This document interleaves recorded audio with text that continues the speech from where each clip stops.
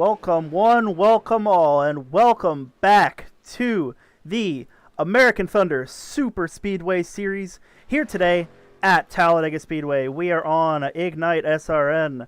Thank you for joining us. We have a heck of a program to broadcast to you live today. My name is Josh Patterson. I am here in the booth with Jay Mulder. Jay, how are we doing today?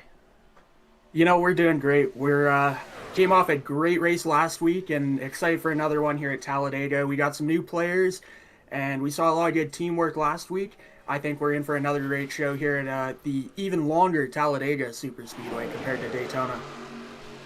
Absolutely. It's going to be a fun one here today. Looking forward to a really great race. Great race on our hands here at Talladega. Before we get into the main proceedings here, let's quick look at your race schedule. We were at Daytona International Speedway last week, the 2008 version for 80 laps. That was a barn burner of a finish, full throttle motorsports, absolute domination there. So they were able to take home a 1-2-3 with Jace Lafort taking home the win.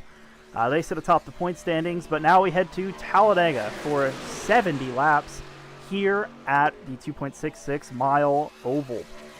Next week, we head to Pocono Raceway, followed by Autodromo Nacional Monza oval. That is the final race of the regular season. Then we have a bracket-style playoffs, which is about the same as we did last season. We got iRacing Superspeedway, Echo Park Speedway, Nashville Superspeedway, and finishing off the schedule, Daytona International Speedway, heading back to where we started. But that is a long way away, and we are still only on race 2. Even though it's race 2, it is early, but already time to start looking at that points, looking at the point standings. Here you can see the top 24, 16 make that bracket-style elimination playoffs there. You can see the 16 that are currently in, as well as the next 8 that are out.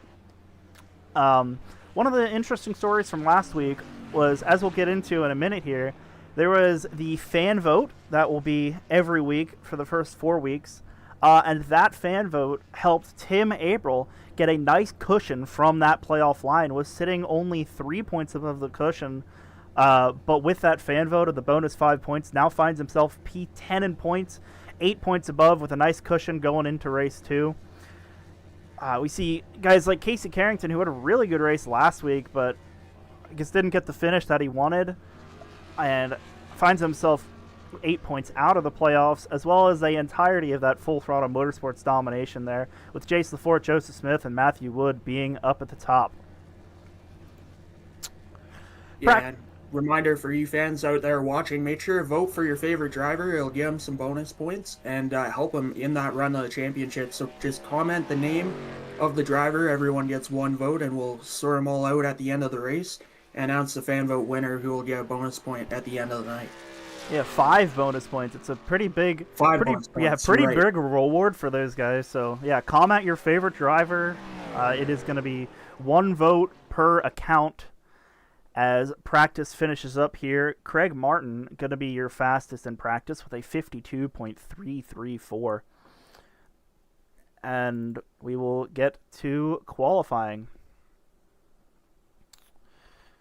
But that fan vote definitely plays an impact to, the season and the playoffs, and, really helped Tim April last week. If he's able to try to get that fan vote again, and if not, that 5 points, every point matters, and only 25 points for the guy who wins the thing. So getting 5 points is going to be huge for any of these drivers. So yeah, comment your favorite driver down below, and we will tally up the votes after the race is done and announce your fan vote winner.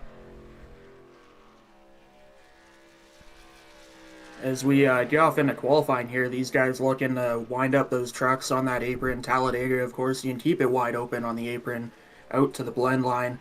And then you're probably going to run that high side for that first lap, and then it's wide open all the way. And gotta go get it. These guys want it. Yeah, it's not going to be quite as important qualifying here, as it is a super speedway. But that being said, there's definitely a few different strategies you can try to play. As we saw Full Throttle Motorsports last week, they were able to just stay up front and really dominate this race, or last week's race, and because of their track position, they were able to hold everyone off and take home a 1-2-3. That being said, it could be another strategy to sit at the back and see if you can avoid the wrecks and keep your way out of trouble. Yeah, for sure. And, you know, these Ram trucks from Full Throttle Motorsports we saw last week work really well together. They got up toward the front, and they kind of controlled the field toward the end of that Daytona race. There's a little bit to be said for, or something to be said, rather, for being up front and kind of controlling the field if you have that strength in numbers. But otherwise, you know, your friends are where you find them. Speaking of friends, I just got a message from the one and only Jace Lafort, last week's winner, that Bryson Bird will be attempting to race tonight with a torn right calf. Ooh, that's an injury right there, but he's trying to stick through it here, and I don't know how he's going to do it, but that's got to be painful. But, I mean, he's dedicated and shows the dedication of these drivers here in iRacing and the American Thunder Superspeedway Series. Yeah, for sure. And like you said, that right calf, that's that throttle foot. You're going to be using that a lot here tonight at Talladega. It's going to be wide open, so we'll see if that plays a factor. Hoping all the best for him, though. Absolutely, yeah. Hoping for a speedy recovery from Mr. Bird. As we see Kyle Etier go to the pole with a 55.021. Will stay there for now as Michael Saylor goes to P2. Joseph Smith, one of those Full Throttle Motorsports trucks, getting on the pole now with a 54.986. He's going to do one more lap as you get 2 laps here. And there's the 5 of Xavier Rigobruge. He goes to the point. And there's the man, Bryson Bird, on a torn right calf, going P2. Heck of a qualifying effort for that 53 team. And I think he's battling through it there, as he definitely had no opportunity to lift in that lap. So he had to push the pedal all the way through, and looks like he did so. There goes Casey Carrington to the point. We talked about him. He had a very strong week last week. He goes to the point. Was able to hold off most competitors there for the good majority of that race, but ultimately fell victim to some late race. The late race just falling back and not quite getting the finish he wanted, but sits in the number 1 spot currently with 30 seconds to go. Couple of penalties from last week that we want to mention before getting into this race. Jesse Meyer and Christian Berger both are going to get an EOL to start off the night. Jesse Meyer for going through too many pit boxes and causing an incident, and Christian Berger for causing 2 incidents. In other good news... Yeah. Oh. Go ahead. I was going to say, in other good news, Cornwell Barbecue Sauce, obviously the promotional sponsor here with the American Thunder Superspeedway Series, Randy Cornwell, had some internet issues last week. Seems to have gotten them fixed. Apparently he was running a hotspot, and it gave out, unfortunately, early in the race. But this week, going to be full internet and on his A game there as qualifying finishes up.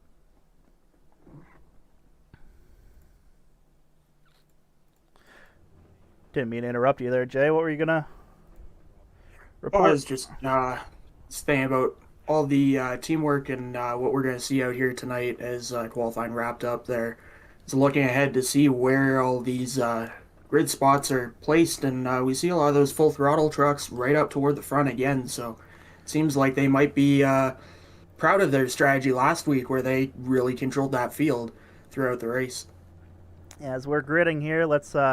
take a look at your starting lineup. Casey Carrington starts on pole tonight. Xavier Rigobruge in that 5 truck starts P2. Bryson Bird on that torn right calf qualifies third, right next to teammate and last week's winner, Jace Lafort, in P4. Walker McNulty starts in P5 in the 13 truck, and Daniel Giroux in the 92 P6. Joseph Smith, another full throttle motorsports truck, and tied for the points lead, starts in P7. Mitchell Mark in 8th. Ninth place goes to the 06 of Chris Worrell, and rounding out your top 10 is the 44 of Logan Hamilton. Looking ahead to row number 6, we have the 18 of Josh Dillon rolling off 11th, and Craig Martin in the 55 and 12th. Then row 7, we have the 91 of Dylan Rosenberg and the 51 of Ryan Whitaker. Row 8 is going to give us Kyle Etier, popular in the chat so far, and Dallas Childers. Moving on to row 9, we have Dalton Wilson in the 8 and Nick Aricio in the 36. And rounding out the top 20 is going to be Michael Saylor in the 38 and Tyler Clunan in the 20. You got Dalton Bernius in the 21st place. Ron Burton starts 22nd to his outside. Paul Taylor inside of row 12. Jesse Meyer on the outside of row 12 in P24. Randy Cornwell in 25th. Those internet issues fixed. Mitchell Carter, in P26. Jeremy Flanagan, 27th. Chris Lewis, 28th. Matthew Wood, 29th. And Jeremy Berger rounding out your top 30. Next up, 31st, we have Tim Averill, our fan vote winner last week, and Drayton Cook in 32nd. 33rd is going to be Henry Clappert and Dom Russo. Then we've got Carson Kenny and Stephen Melnick. Then looking further back, Christian Berger and Aaron Beaver. And rounding our field here, our field of 40 cars, is going to be Brian Kenny in 39th and Sean Lester in the shotgun position. 20 rows here tonight. Definitely be making for some good racing, as we'll get to see all 40 of these guys roll off. Let's quick take a look at your track and race info. Track, we are at Talladega Superspeedway in Talladega, Alabama, USA. Track length is 2.66 miles. Configuration is oval. We got 4 turns here and an altitude of 540 feet above sea level. Race info, we got 70 laps in front of us for about 186 miles. Track temp is currently a scorcher with 118 degrees on the track. Car count is 40. Strength of field currently 2477, and it's currently a little after 3 in the afternoon. Yeah, I gotta say that track temp could play a factor here. You know, it gets hot out here. That grip comes down a little bit. These guys might have a little more to work with. Obviously, a lot of room out here on this wide, high-banked 2.5 or 2.6 mile super speedway, but may get a little sketchy when they get close to each other here. The pacer is going to pull off, and they're going to head down to that Cornwell barbecue sauce restart zone for our initial start here. Casey Carrington, Xavier Rigelbruge lead them to the line as we head through the restart zone. And we are green flag, green, round 2 of the American Thunder Super Speedway Series.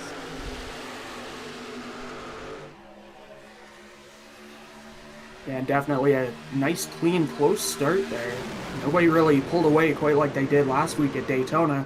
And they're all bumper to bumper, and you know, the extra width here at Talladega, we could see you guys work 3 wide even earlier here.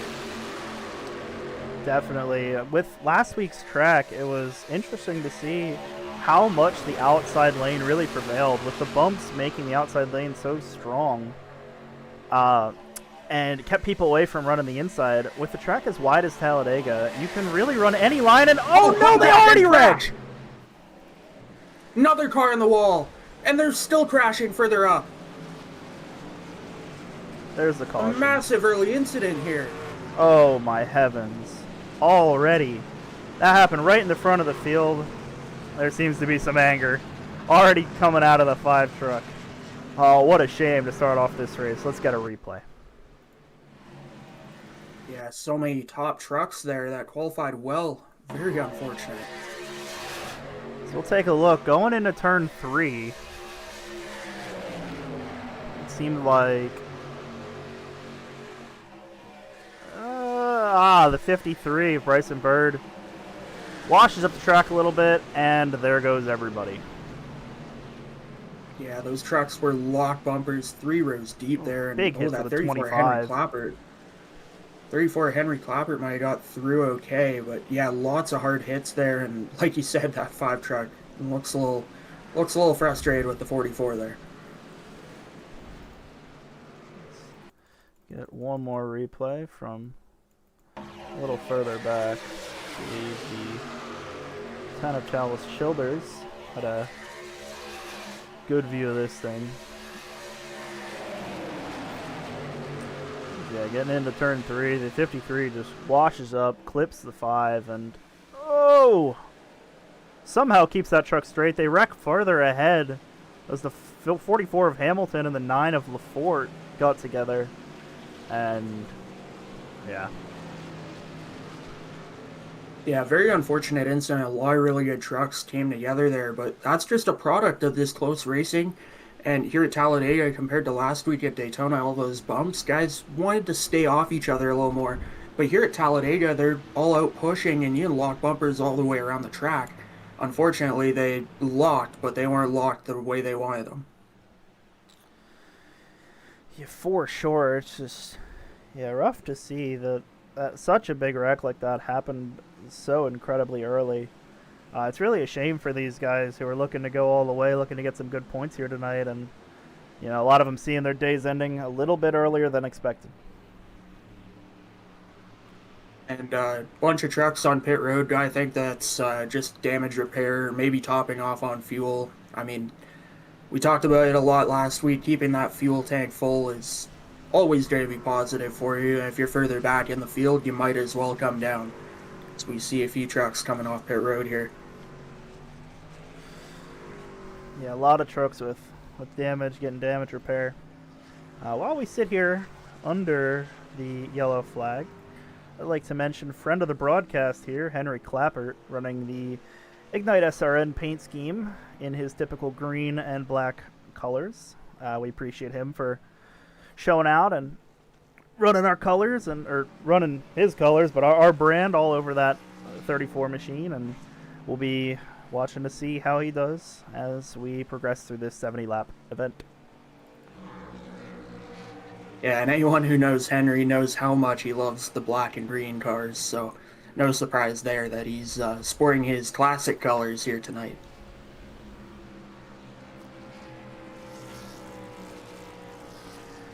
But back to the point of the field, we've got, I believe, a lap and a half left under this caution flag as Casey Carrington up front and a couple of teammates sitting behind. Check what team that is. But yeah, they're able to run up front so far and control the field at the moment.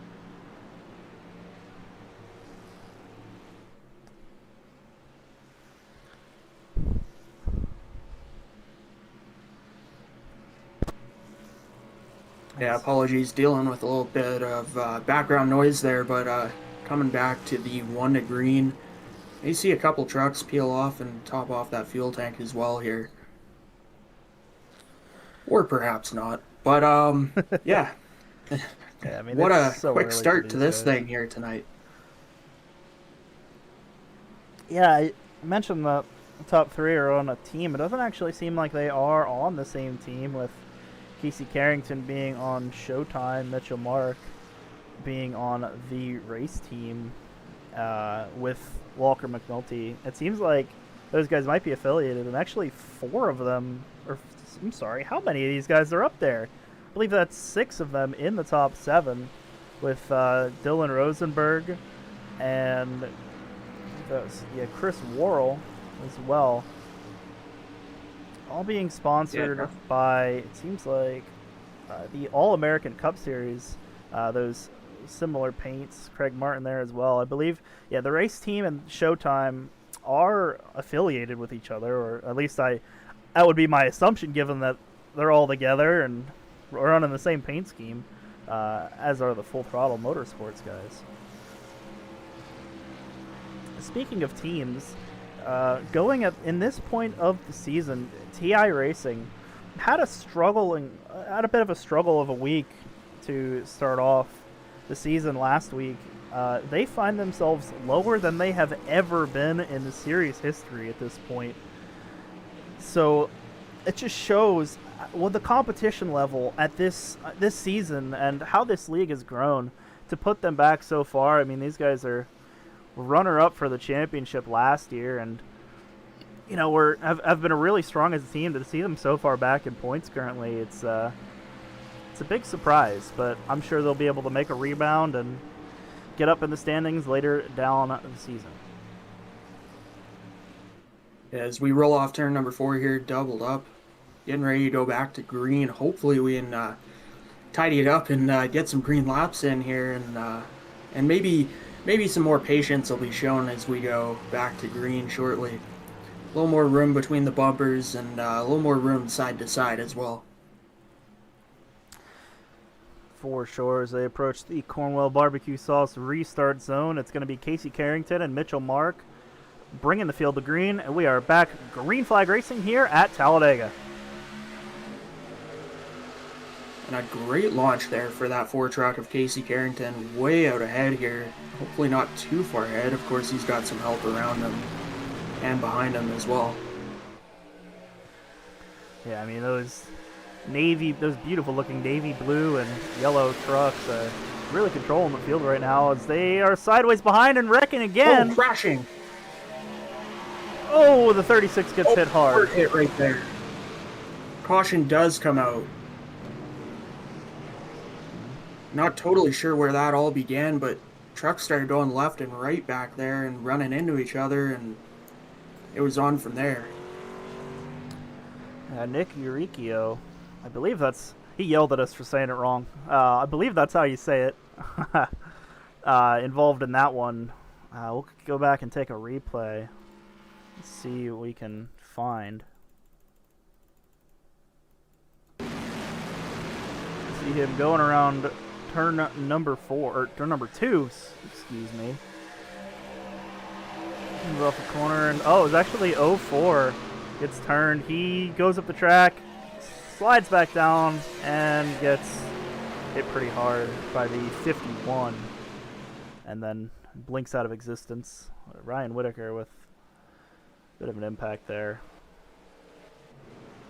There he is. Yeah, it would appear the biggest impact was the aftermath right there, where just nowhere to go for some of those guys. Yeah, we can see the 51 truck is pretty heavily damaged on the front end. Still staying out as pits haven't opened, so lucky seems to be okay. I mean, I just saw the 44 of Logan Hamilton go by, and he's got much more damage than the 51 has on that truck. But assuming he'll come down pit road and get damage repaired. 53 of Bryson Bird. Oops. Showed he was the leader on my thing. He's running P8 on that calf injury. Casey Carrington, still your leader here on lap 6.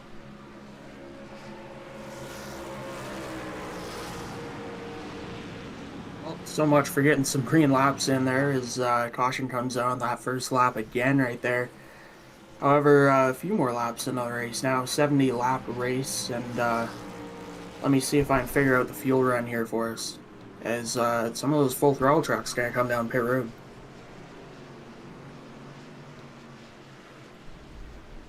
You see trucks going down pit road, getting some fuel, tires, damage, repair.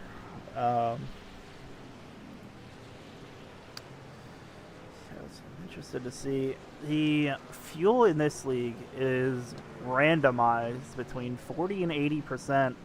As we mentioned last week, last week's fuel was at 54%, so a pretty small tank. But this week, all the way up at 73%, so it should be a lot longer of a run before these guys are going to have to pit for fuel. I don't believe we saw a green flag pit stop last week.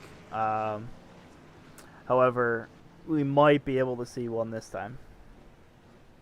Yeah, we could be in place to see one here. Of course, with the cautions early in this race, they're right on the edge of a one stop. We're looking at about 28 to 30 laps on fuel right now.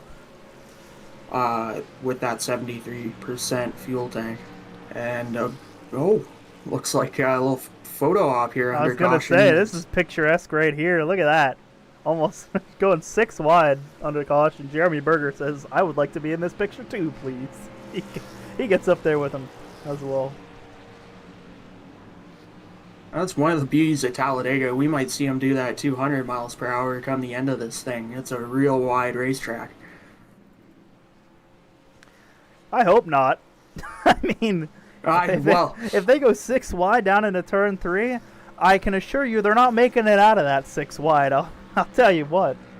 I mean, they're gonna struggle to try to make that work, but 4 wide could be a possibility here. Definitely not last week, but at a track like Talladega, you can really get 4 wide and make it work for, I mean, not forever. These guys aren't perfect, but for at least a couple turns.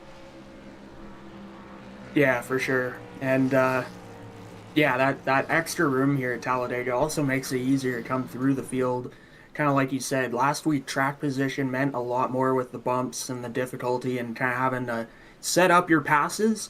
Here at Talladega, you can get a big burst of speed and jump to the outside or dive to the inside of someone and move up a couple of rows in one big move.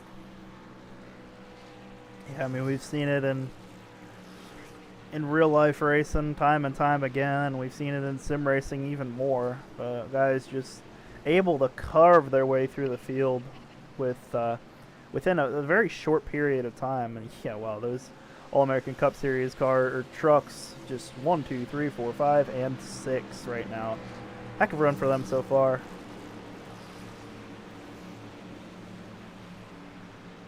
Getting that 1 to go, we're going to double back up here and go back green. We'll see how much that lasts, but so far, 1 lap or 2 laps under green, pretty much. Not even quite complete laps, but these guys just look like they just need to give each other a little more room, a little more space, and we'd start rolling around the track. Everyone can find their spot and get a little more green flag laps in. Yeah, that would be good. I mean, we've only run about a third of a lap and then half a lap under green flag so far, so it's going to make for a long night if we're not able to go more than that, but I'm sure these guys are all real capable, and I trust them to get a green flag run in here, so sooner or later we're gonna get a nice run as we are coming back to green flag here, and hopeful that we can go nice few laps without getting another yellow. I will say, hand up, I've done it before. I've been a part of races that get a little problematic, and not to say that it's going on here, but league admins and such start to get a little frustrated, especially here at Talladega. So hopefully you can avoid some of that here tonight and get back to racing. I know there was track got pull off. There's some frustration as we're going. All right. Who needs the Cornwell Barbecue restart zone when we're going right as the pace car pulls off? There is no way that that's legal. So we'll see if there's any kind of penalty here, but yeah, I mean, we're green. The field is spread out. Yeah, very spread out. Maybe the rule is just when the pace truck is off and they figured we own the front, let's get away from the carnage. And, you know, that spread out field might help the scenario out here as far as guys running into each other. Is those navy blue trucks nearly lined up 5 in a row. They're trying to get set up, but they've pulled away real well off that restart. I will say, I mean, this is our 6th race on the horn for the American Thunder Superspeedway Series, and I've never seen something like that in here. So, maybe there's no rule against it. So, I mean, he's staying up front, so I'd have to assume that it might be legal. Yeah, and these NASCAR trucks punch such a big hole in the air that they're really draggy when you're alone, so you really want friends out there. And we're seeing them line up single file all the way through. That looks like the entire top 9 or so right there lined up single file, but such a big hole in the air that you really need friends to help gain time and work together. Otherwise, you're just going to fall way back on speed. Yeah, I mean, currently it seems like, that the first little pack there is the All American guys, and then the addition of Flanagan, Berger, and Kenny. That second pack is only 3 trucks. It's Josh Dillon, Clappert, and Dalton Wilson. And then there's another bigger pack behind them of 10 plus cars, which has a lot of the iRacing guys, some of the Full Throttle Motorsports guys, and a couple other stragglers there as well. As the 11 of Brian Kenny gets the fastest lap of the race at a 52.415. Ryan Whitaker immediately tops that by almost a second, actually. So that 51, who I believe is in the third pack, is gaining a ton of time here. Yeah, and when we see these separate packs, it can get a little interesting. Obviously, you see it a lot more during long green flag runs, but these single file packs, it's all about working together and working that pit strategy. So maybe with how spread out we are, we could see some green flag pit stops like we talked about. And it seems like it's actually a slight bit wrong about Ryan Whitaker in the 51 there. He got such a good lap because he was actually catching that third pack. So pack number 3 trying to go forward. And gain on these leaders, but currently a little bit static at the moment. Yeah, it'll be interesting to watch how these gaps unfold. Of course, it's about a second gap between 9th and 10th. That's Brian Kenny at the tail end of that lead pack, and the second back to Josh Dillon in 10th place. Josh Dillon with the help of only 2 trucks back there, unfortunately, so it might get caught by that third pack and it'll become one big second pack.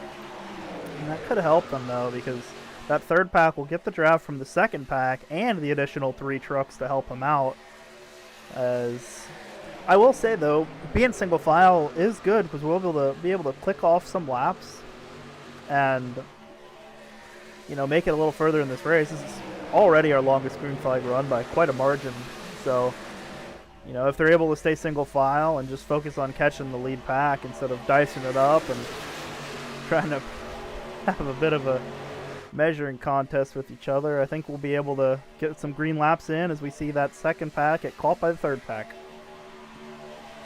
Yeah, another thing to point out, they want to spend as little time as possible side-by-side. That side draft, that extra drag is just going to hurt everyone.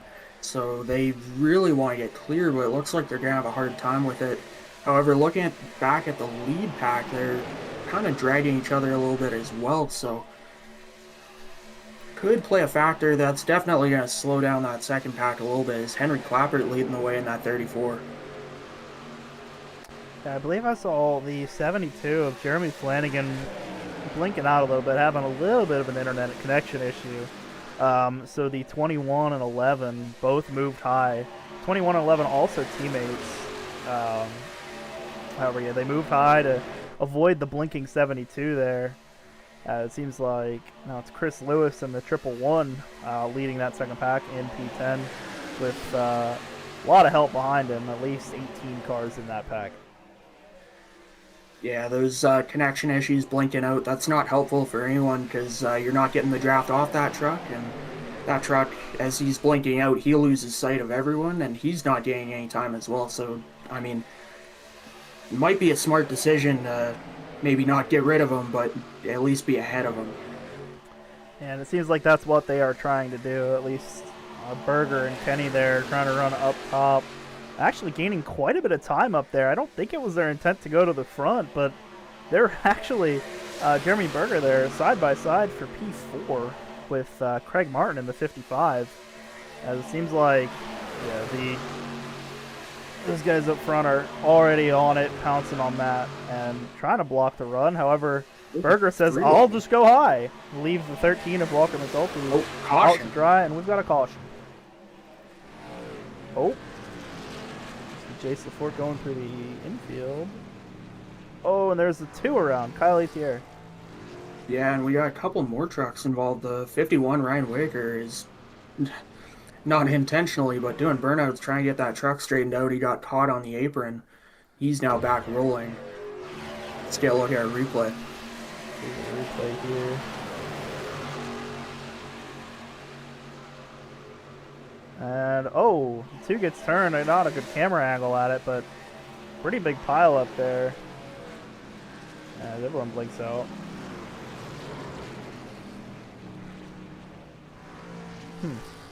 Take another look at that from a better camera angle, because that was not the best camera angle. We'll go to... yeah, it seemed like he might have gotten run over by Sam Abril in the 3. And he's trying to get on the back strips there. But that was a very abrupt turn up into the 34 there. Oh, huge big stack up. Yeah, huge stack up by, it looked like the full throttle motorsports guys. Let's get one more replay of that, because that was a huge stack up. Let's see what happened there.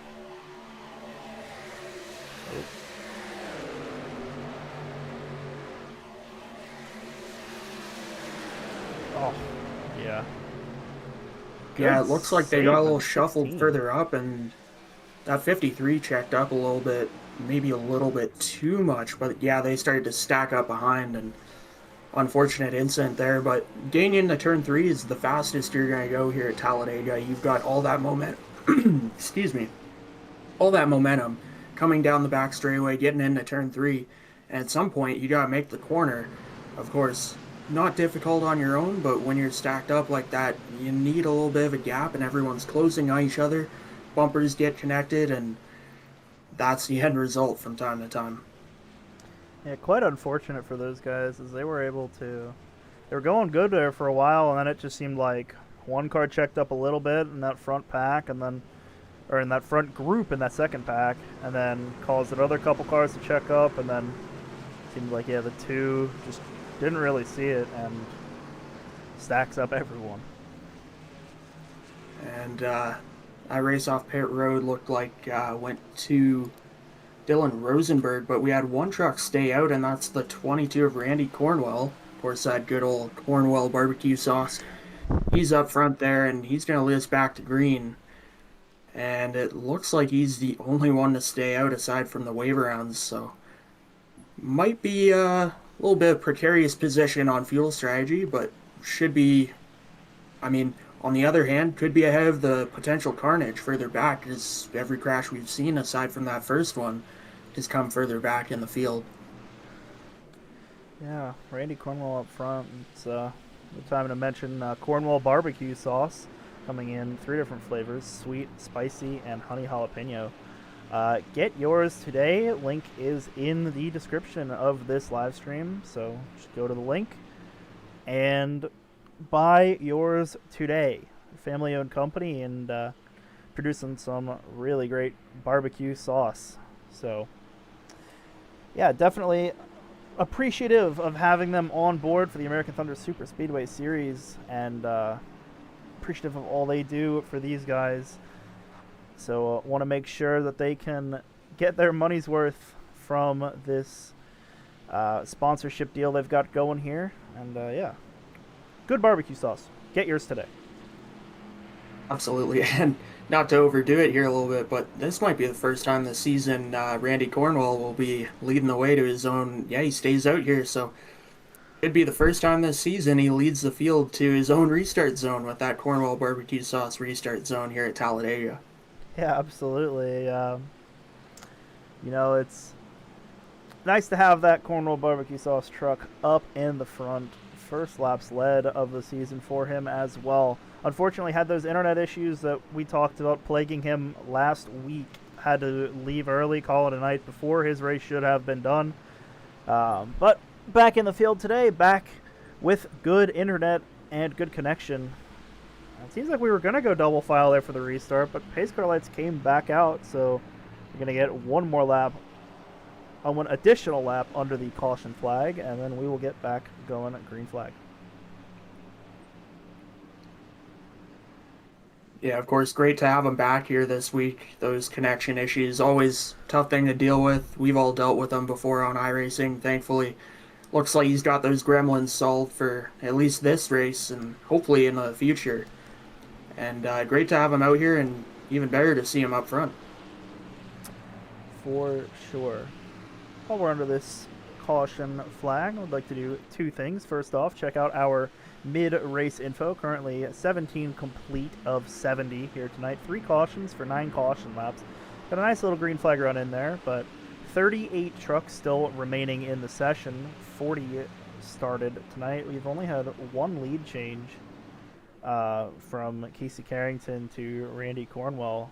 Casey Carrington, heck of a job to stay up front through that entire first section of the race.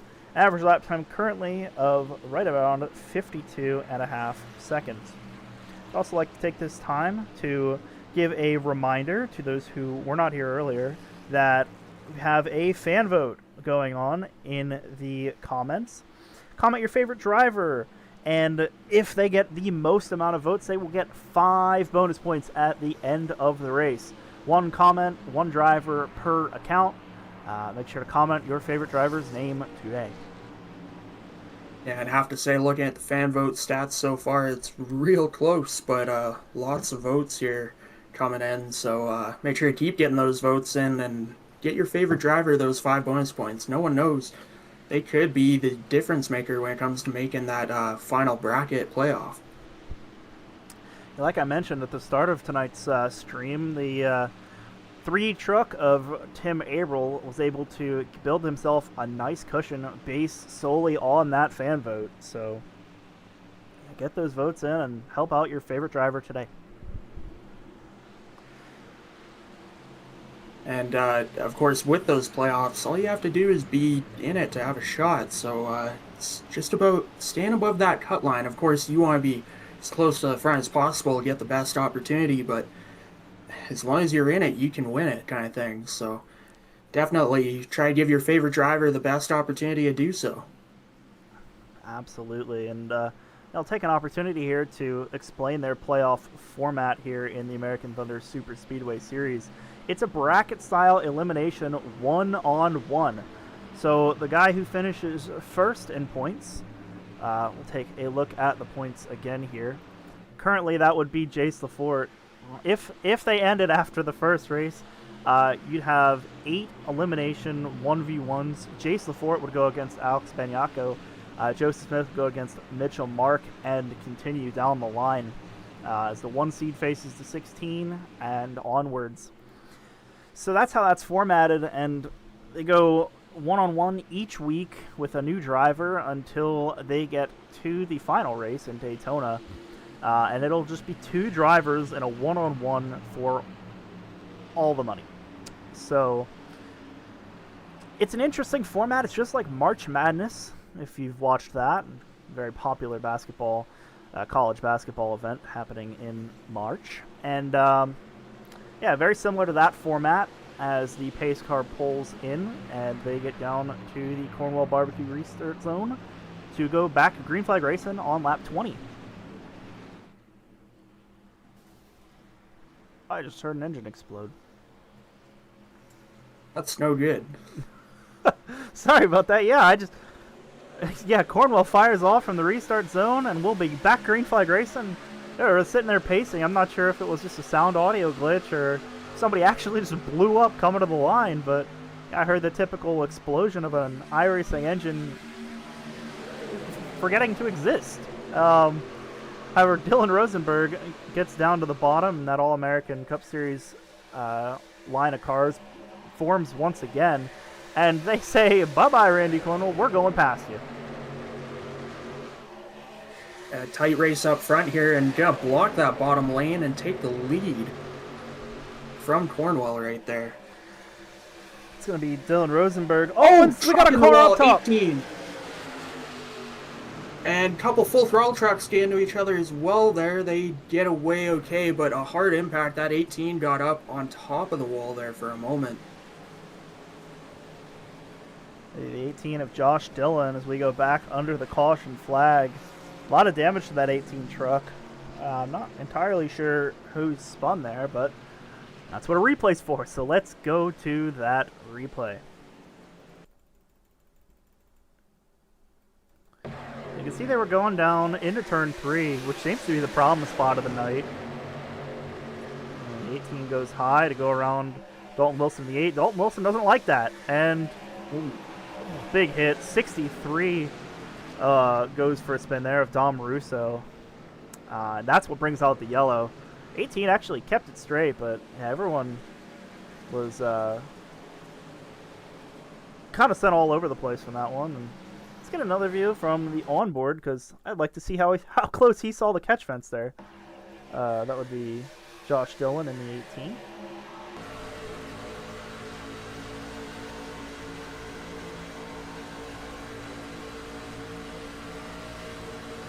See, he's going down into turn 3, goes to the top, and just boom. Nothing he could do. Oh. Yeah, I think the hardest impacts were definitely that 18 and 63 trucks. As everyone else, they bounced off each other, bounced into each other, but kept it pretty straight and kept it going. So nothing more than maybe some cosmetic or a little bit of aero damage, but everyone should be able to continue. And even those two with the hard hits should be okay going forward as well.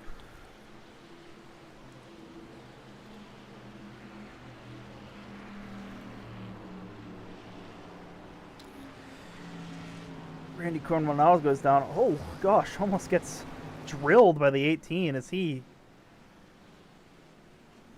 going to go call it a night. Unfortunately, that will be a penalty for driving through too many pit boxes, but I think that's the least of his concerns at the moment, as he will tow it back to his box and I believe call it a night. Seems like a tire was knocked off. I didn't see that in the replay, but yeah, it definitely didn't look like he had too hard of an impact there. Not enough to severely end his day. Seemed like he could have come down, pit a few times, and get some damage repaired, but perhaps not. Maybe more damage under the hood than we could see up here. I'd also like to take a quick chance. That fan vote, we had a couple questions here. The fan vote is just in the comments. You just comment the name of your favorite driver, and that will count as one vote per account, and we'll add them up at the end, and we'll announce that during the post race. yeah, last week it was close. Tim Abril got the 5 bonus points for the fan vote. He only beat Chris Lewis out by 1 vote, so every vote really does matter here. So yeah, make sure to comment your favorite driver's name in the comments to help them out with that fan vote.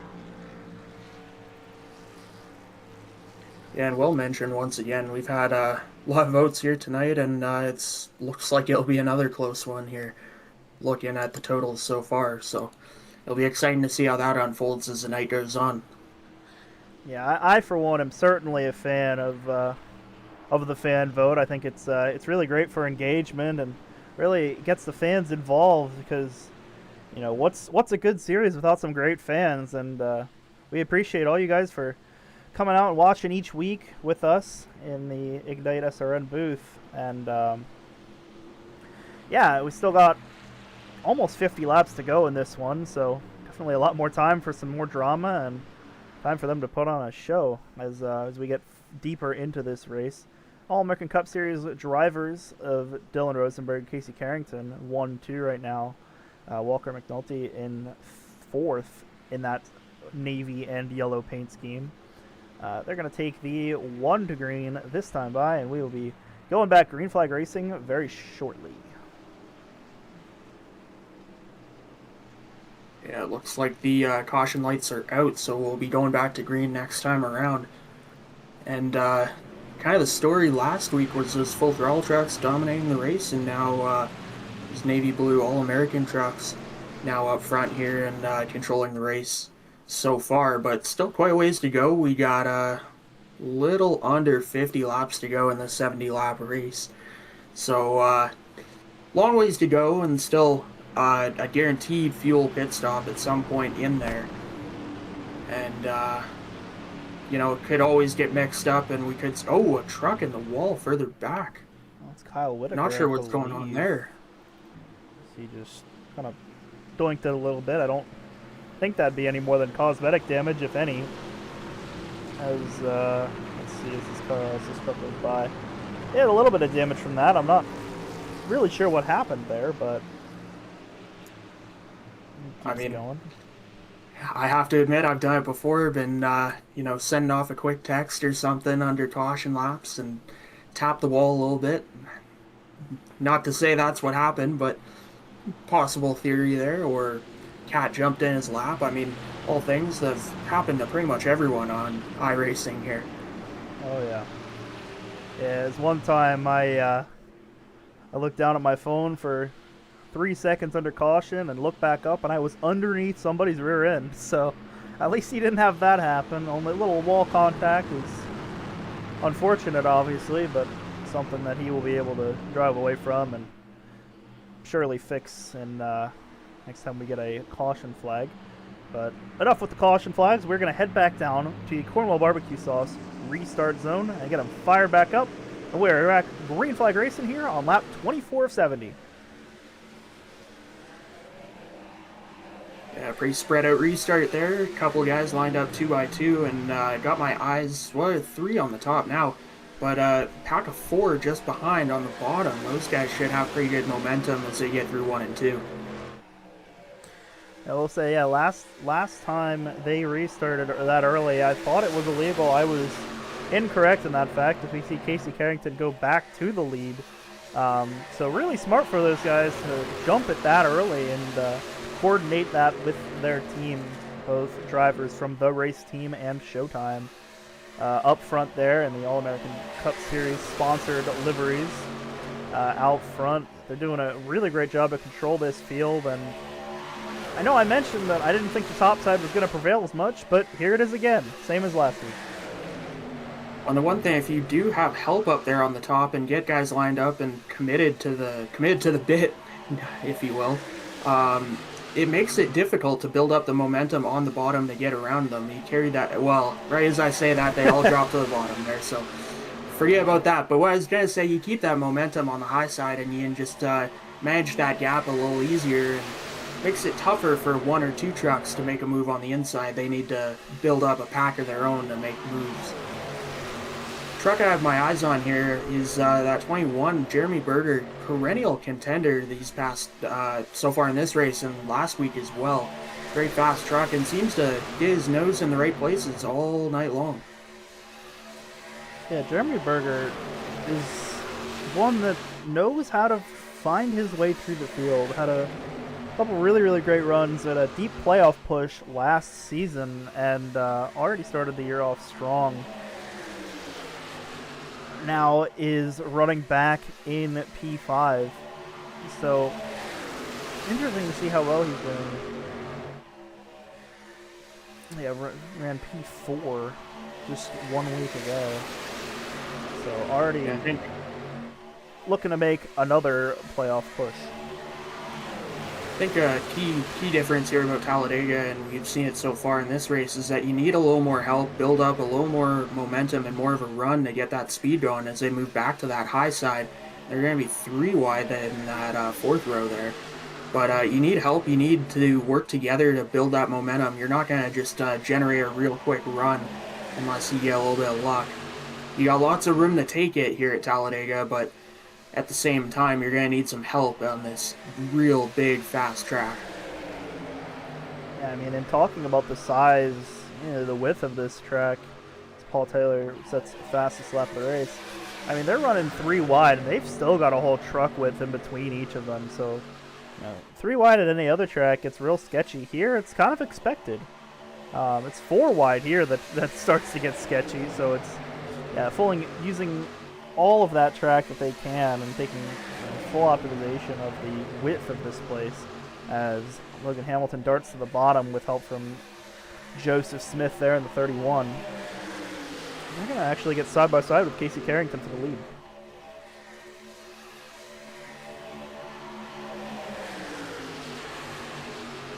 Yeah, it's quite interesting. We see kind of 2 schools of thought. We got those guys up on top all the way against that wall, and then line of trucks on the inside, and then, well, actually a 3rd group right in the middle there.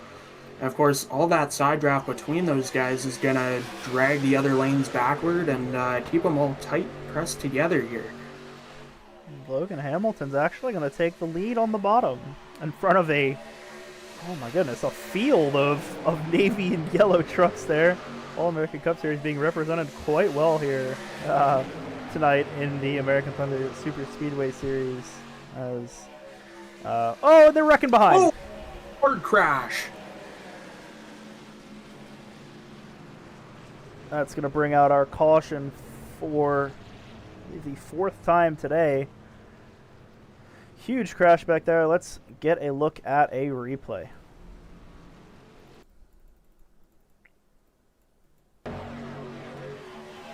You see we're going down to turn 3 yet again. I believe the 8 of Dalton Wilson gets just loose off of the nose of the 16 of Matthew Wood, and that just stacks him up on the high side. Unfortunately, Cornwall barbecue sauce sweet flavor in the wrong direction there. Let's get one more replay, just looking at it again. It also looked like he got up to the rear bumper of that 9 truck, Jace Lafort, a little quicker than he wanted to. And from there, it stacked him up a bit and created some problems. And unfortunately, loose left, right, and hard impact. And unfortunate for that 20 truck, hard impact with that outside wall. That's Tyler Clunan. No fault of his own, just running his own line on the bottom, but he probably had the hardest impact we've seen all night right there. I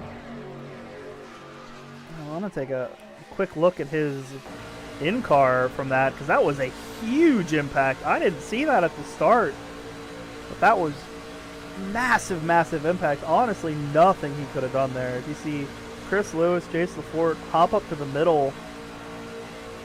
Dalton Wilson just gets loose and boom! Oh, yeah, immediate engine blown there, and just a tough way to end the night for the 20 truck.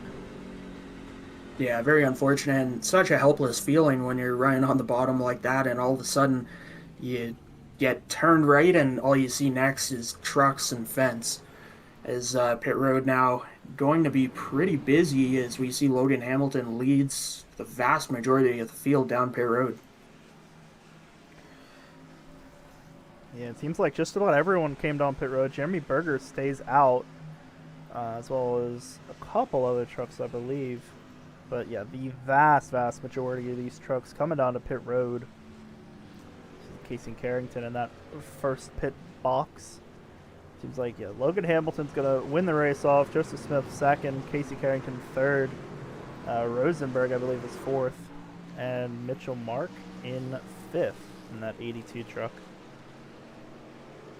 Well, and one thing I'm paying attention to here as well is if you get your fuel tank full right here, you can have a lot of options for that final pit stop now, as it's about 26 to 28 laps on fuel, and we're looking at 40 to go here, so you can run it long, you can pit short.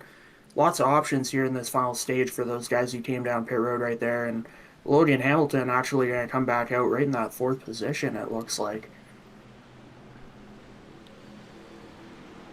Yeah, so top 3 stayed out. The 63 of Dom Russo was involved in an incident earlier in the night, but has been able to rebound nicely back to P3 in this one.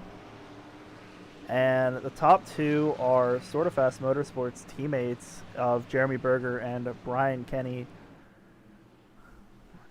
Other teammates, Christian Berger and Carson Kenny, not quite having as good of a night as these two have, but it's interesting to see the fuel strategy and pit strategy be kind of split like this. I mean, I'm not surprised that a couple trucks stayed out, but I'm curious to see how it plays out for them moving forward. Yeah, and with all the cautions we've had this evening, I mean, I think, me personally, I prefer the position Jeremy Berger is in, where you get out front, control the field, especially if you've got some teammate help, and, you know, stay ahead of a lot of the checkups we've been seeing getting into turn 3 that have caused a lot of these incidents. Being ahead of that, and, I mean, the way things have gone so far, odds are you're going to catch a caution and be able to hit that final pit stop without any problems here. That 7 truck looks like barely beat the pace truck off pit road. That's Drayton Cook, yeah, I thought he got beat, but I think he may have just gotten out in front of the pace truck. yeah, it looks like he did, considering he's fired off and looks like he's going to come around, catch up to the rear of the field. So we get the 1 to green now, rolling through 1 and 2, and Jeremy Berger, the leader, looks like he's going to take the high side. So maybe some teammate restart going on here. Like try and get lined up, get a restart, pull down in front of his teammate, and both those two can take off and, control this field a little nicer. And of course, that 44 of Logan Hamilton on the outside as well. He just pitted. He's probably the best looking truck on fuel at this point, and quite far up in the field. He's been strong. He was strong last week, and so far tonight he's kept his nose clean, and he's looking pretty good strategy-wise going down the stretch here. Yeah, absolutely. And it's interesting to see how the different teams are split currently at the front of the field. 1 and 2 are both on Sort of Fast Motorsports. P3 of Dom Russo is on Kaiju Cat Motorsports. The 4th place, Logan Hamilton, is on iRacing, a team that needs a rebound, like I mentioned earlier. 5th, Joseph Smith, is Full Throttle Motorsports. And then 6th and back is Casey Carrington on Showtime, as well as the drivers behind him on the race team affiliated together. So, yeah, bunch of different teams being represented at the front of the field currently. And that's always good to see, because as well as Full Throttle Motorsports was able to dominate last week, I see these teams trying to fight back, and they launch early again. Actually, huge restart by Brian Kenny as we head through the Cornwall Barbecue Sauce restart zone, and we're back racing on lap 32 of 70. Yeah, it seems like that might be a little bit of a strategy here at Talladega. It worked so well earlier, but of course, those guys were all teammates. They all got lined up and took off well. Here, it's a little more mixed up, but still single filed out pretty good, and that'll calm the field down presumably and get them single filed out. As we're actually split into 2 separate packs once again. Some of those guys further back maybe not ready for that, or caught behind other guys who weren't ready. Already throwing blocks for the lead. Jeremy Berger goes up to block Casey Carrington. And yeah, big push by Joseph Smith. Almost gets the 44 of Logan Hamilton turned around, but he stays straight as there goes Casey Carrington back to the lead, back to the point of this race. Yeah, it didn't take that 4 truck very long to get back to his spot up front. He's been very, very good here tonight, and looks like he's going to come back and lead this first lap after the restart.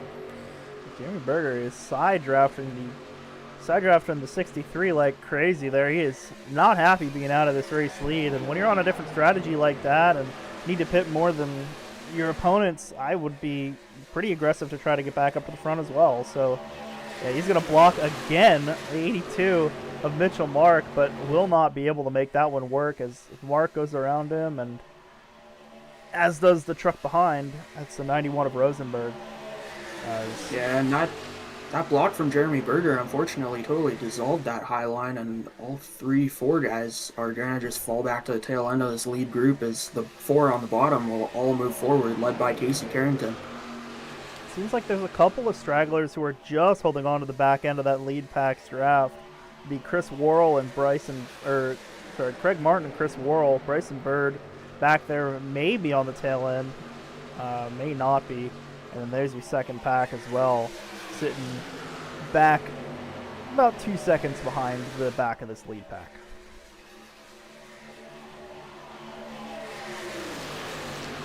And looking further back, the top 2 of that second pack are side by side. That's top 4, 5, 6, maybe even deeper, and that's just not going to be good for speed. They're slowing each other down a bit, and that's just not what you want when you're trying to get back up to the lead pack. But at the same time too, they may be happy to just be outside the lead pack and avoid some of this chaos, as they're making some bigger moves up front as well. Kind of like we saw with Jeremy Berger, he made a big move to the high side off it too, and now they've single filed out, but they're not necessarily the most straight and lined up. They're getting a little swirly, a little bit of left and right up here in this, looks like exactly 10 trucks. Yeah, so Bryson Bird was not able to hold on to the back of that pack and will fall all the way back to the second pack. It was now 3 wide, putting each other in the wall, actually. So racing very aggressive here in the second pack. But so this is actually what we're going to keep our eyes on for the moment, as it seems like Casey Carrington has the lead pack pretty much in check, running single file, 10 cars there, or 10 trucks. And yeah, this second pack, 3 wide and racing like crazy. Yeah, it's definitely the pack to keep our eyes on, is those 2 full throttle trucks. Get away from a little bit of that, I don't know, drama or shenanigans, chaos, whatever you want to call it. They get away a little bit, and that inside looks like it's going to prevail as that third row is going to clear.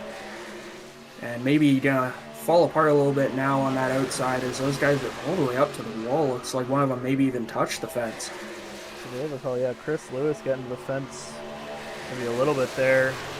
Definitely got into it earlier when they were kind of putting him up there.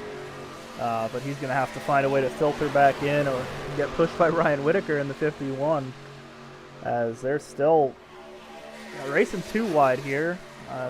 Chris Lewis is going to fall all the way back to the back of that pack, and they're going to start trying to get single file and make their way towards the front pack. 2.8 seconds between Chris Worrell in 10th and Bryson Bird in 11th.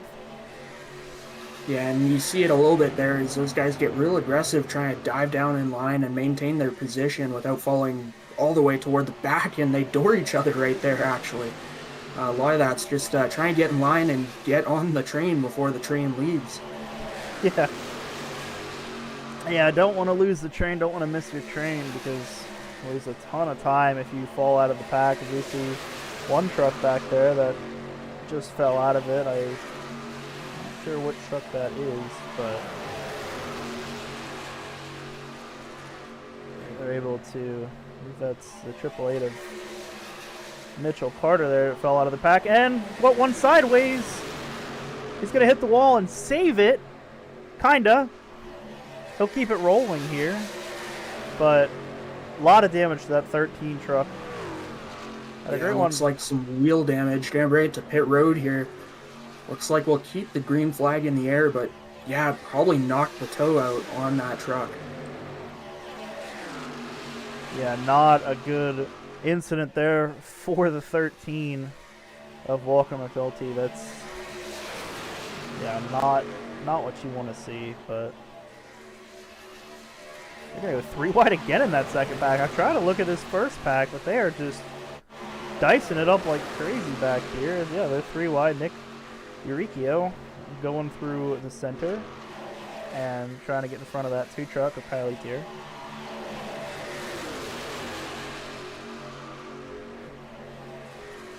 So far, they've now starting to maintain that gap. Now that they've single filed out a little bit, still a little bit too wide further back there, but the gap of about 3 seconds to the tail end of the lead pack, and Chris Worrell running in 10th. And they lost a couple tenths that lap, actually, so now maybe need to get it sorted out, get it lined up, but now they're 2 wide, and even a lap truck here going to be 3 wide with that lapper up front in the lead pack. Yeah, Drayton Cook to the outside goes 1 lap down, and those All-American Cup Series sponsored trucks going to the top. Actually going to push Joseph Smith here as he goes up to block, seeing the run coming from those three trucks.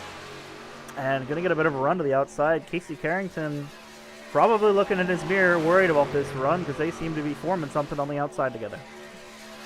Yeah, for sure. And if I'm Bryson Bird leading that second pack, I'm feeling good about what I see out my windshield, is they're going to drag each other back and might bring everyone else back together here as we work lap 40. Getting down to 31 to go here, so getting close to that fuel window being open. Of course, a lot of these guys have can go all the way until nearly 10 to go before they have to pit, but once that fuel window opens, we could see some trucks take to pit road as they're 2 wide almost all the way through that lead pack now. The laps are starting to wind down here. We are over halfway in this race, as Joseph Smith now all the way up alongside Casey Carrington in the 4 for a second there, now falls back to the side of Dom Risso. But yeah, definitely much more threatening, that outside now than it has been over the last few laps. So they're able to get side by side for P2, and Rosenberg, I believe, is not quite happy sitting behind Joseph Smith there. If he wants to go to the lead, he wants to do it himself, or at least help out his teammate there in the 4. But currently, the way Joseph Smith's running, I don't think that's going to be a possibility. Yeah, and definitely got to give credit to Joseph Smith. He dragged that second truck in line, the 63 of Dom Russo, back and took away Casey Carrington's help. Now he's going to try and get to the right rear quarter panel of Casey Carrington. And they're going to be door-to-door getting into turn 3 and 3 wide, in fact, with the 91 of Dylan Rosenberg going to the high side. And they're going to hang out that 31 of Joseph Smith, hang him out to dry right there. Yeah, I mean, unfortunately, you saw it coming. Big block to get down to the inside in front of the 82, but he'll hold A-line, won't get put completely in the sucker hole to go back. But, yeah, I mean, you saw that coming with the teammates there on the outside. They don't want to be pushing a guy who's not on their team past their teammate, or their affiliated teammate here. So, yeah, you saw it was coming. They were going to move him out of the way and get through. So Rosenberg and Martin and Worrell on the top together, trying to get up to the back bumper of their teammate and Casey Carrington. And looking back at that gap to that second pack, it's dropped dramatically at 2 seconds now that they've started racing up front here. So watch out for Bryson Bird leading his group of guys to catch that tail end and bring them back into the fight. He took the words out of my mouth. I was just looking at that gap, and it was the gap between 10th and 11th was about 2.8 seconds a few laps ago. Now it is all the way down to 1.6. So they have been able to gain a ton of time, and that draft starts kicking in with right around a second in between the two packs. So once they close in just another roughly 7/10 of a second on that pack, they'll be able to fully utilize the draft from that pack and catch the rest of the way up. Very organized in that second pack now.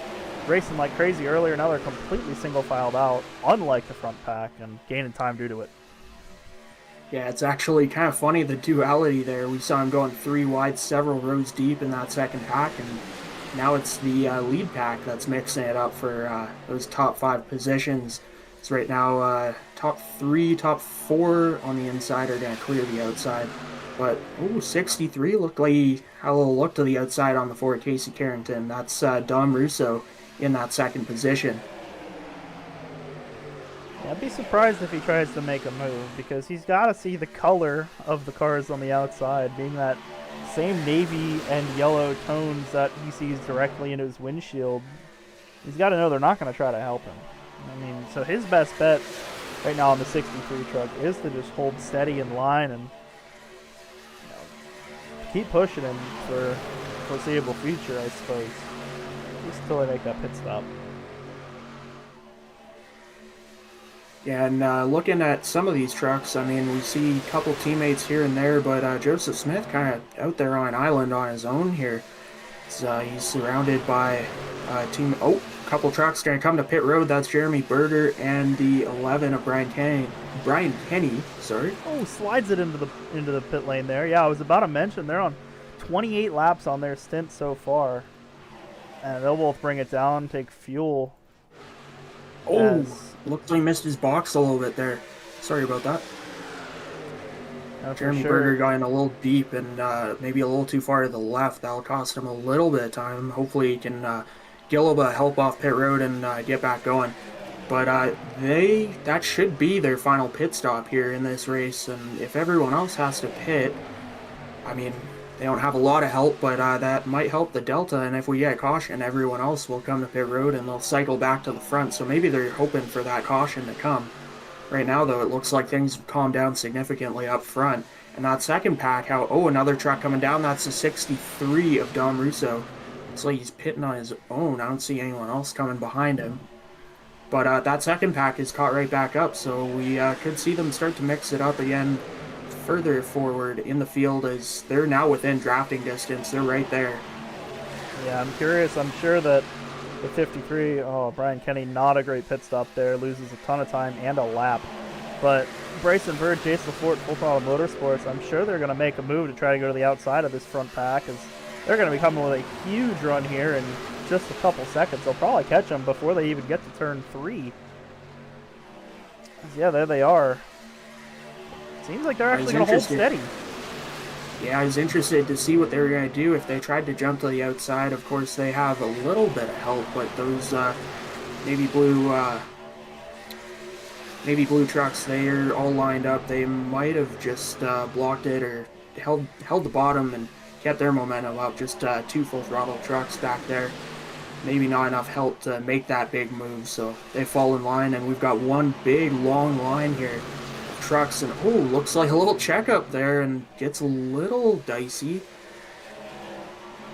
Yeah, being that they're all now one pack, it won't matter quite as much to see who's going to be, you know, getting everyone single filed out, because, you know, it won't matter now that they're all in one huge pack, because they're not trying to catch anybody. They're only trying to not work together per se, but they're not going to really fall out of the draft if they go double file at this point.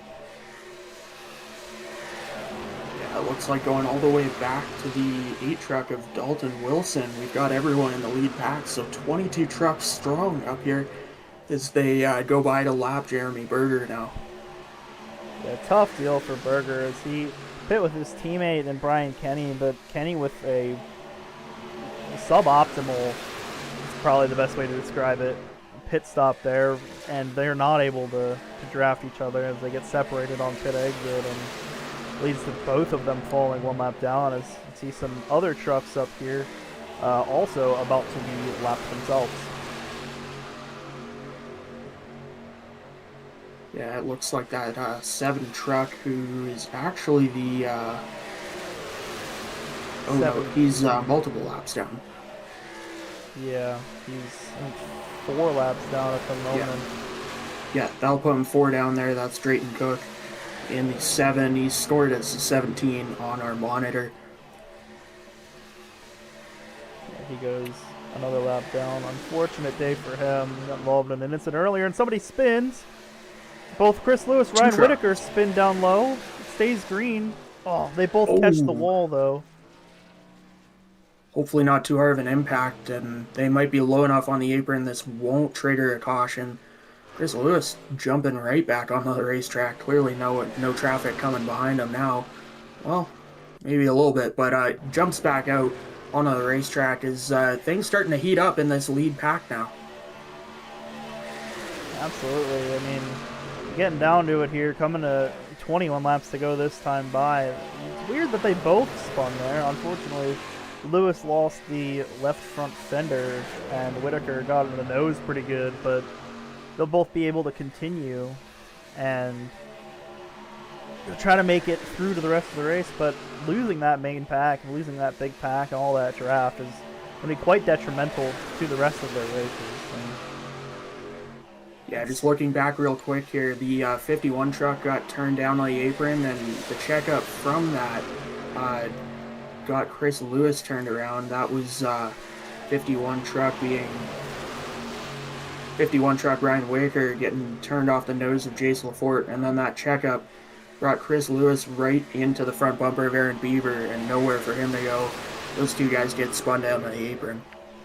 See Dom Russo pit a couple laps ago. He's going to be going a lap down, so it doesn't seem like any of those trucks that were able to stay out on that last yellow, they are all struggling, all laps down now, and yeah, that's not a good turn of events for those 3 trucks. Well, they can make it to the end, but they're going to get a lot of that time back. They're not going to stay a lap down, but currently there's no way that they're going to cycle back out to the lead. Yeah, definitely very unfortunate as we see all of those trucks who have led all night long. The 4 Casey Carrington, 44 of Logan Hamilton, and further on back, they're leading the way on the bottom. These guys still have one more pit stop to go, but still at least a few more laps before their hand is forced. Yeah, we saw those trucks make it 28 laps on their stint, as everyone comes down now with just 22. A lot of trucks sideways. It's going to be Logan Hamilton goes around. A couple trucks go around, but everyone stays on the apron. Caution. Keep an eye out for speeding penalties here for you, as this is the money stop. These guys going to try and make it to, or they're going to make it to the end from here. And it's going to be interesting to see how it unfolds, who comes out first. This is the remaining lead pack, only 7 trucks strong, I believe. A couple of them being lapped, so only a few still running, but I'm sure they're going to come down and pit this time. Randy Cornwell back up front with the Cornwell barbecue sauce logo front and center on the nose of that race truck. As here they come down to pits, and this is going to be the rest of your field. It's going to be Jeremy Berger. Oh no, we got one to spin back on the track. Is that going to bring out a yellow? No. Whew, close Gets one there. back down. Ron Mertens in the 04, very, very sideways onto the track. Luckily was able to get it calmed back down before disaster struck there. As he tried to find Casey Carrington and an entire line of those All-American Cup Series sponsored race trucks on the outside.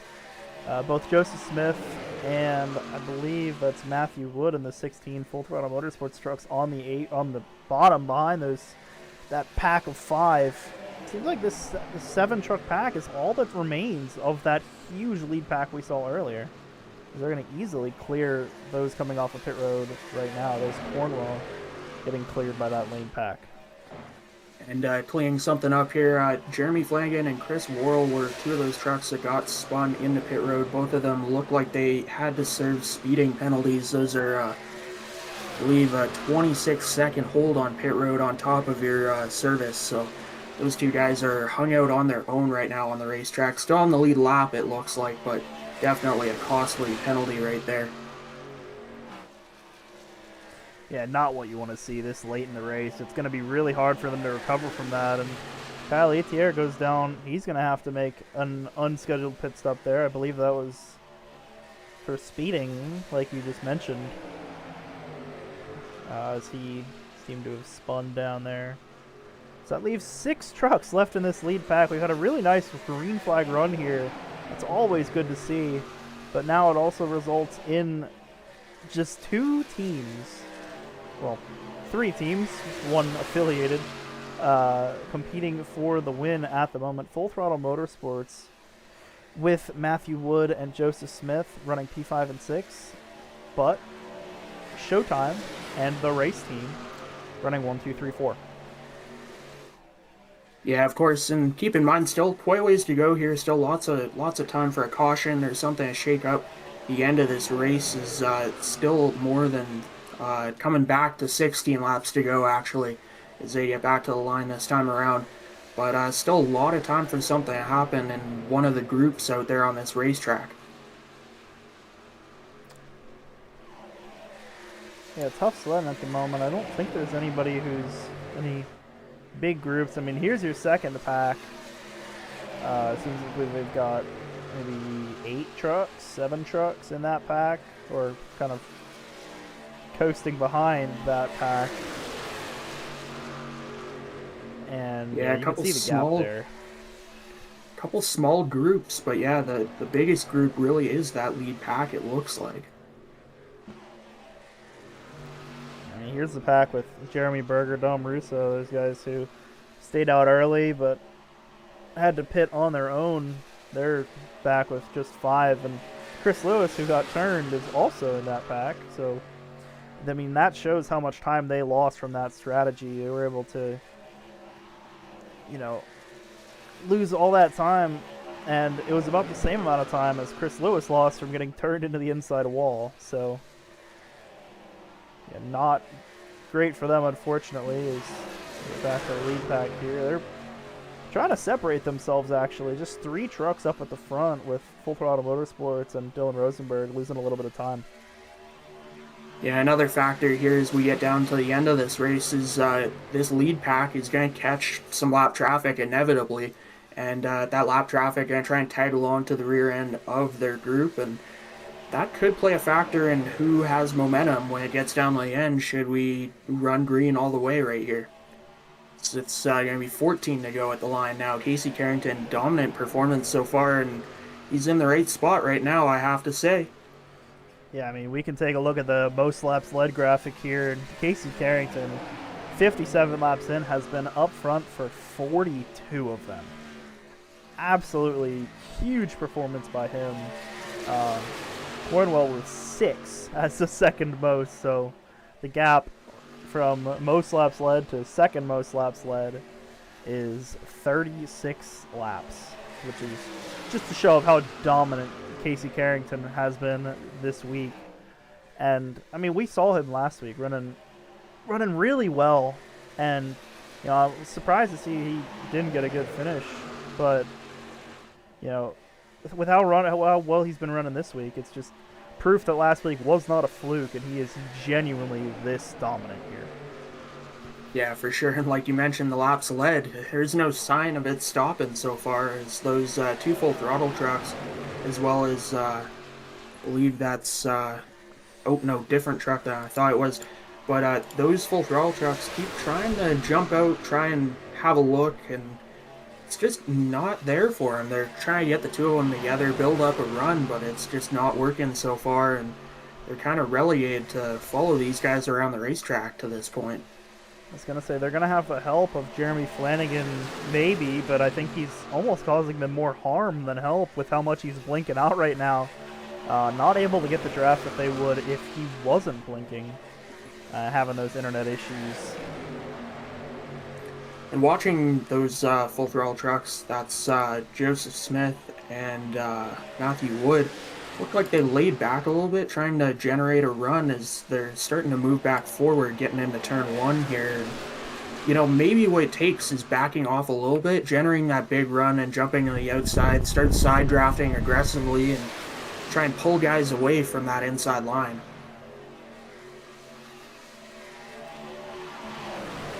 Yeah, I mean, gap currently... Here they go. Yeah, they're going to make the run at it now. They go to the top of at least Flanagan, and I'm sure they're trying to generate a little more than that as they get side by side with Rosenberg, but they're really not going to get any help from behind. Gap to Hamilton behind them in P7 is 5.5 seconds, so they're going to have to do everything they can to make that work. The gap is closing, but very, very slightly. They do touch there, and they're going to move up to row 3 now and may even get to row 2 on these guys. Good teamwork right there. Is that lap was very strong for them, as now they got to go work on side drafting and pull them off, and it looks like it's actually going to work quite well looking at the gap off turn number 2.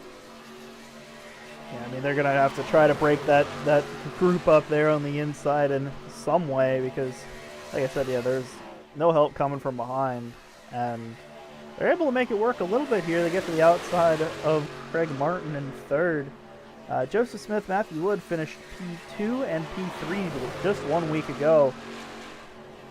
So able to hold to the outside of these guys, able to prove that once again these guys can work together well as a team, and showing that even with 2 trucks, Full Throttle Motorsports can still contend for these wins.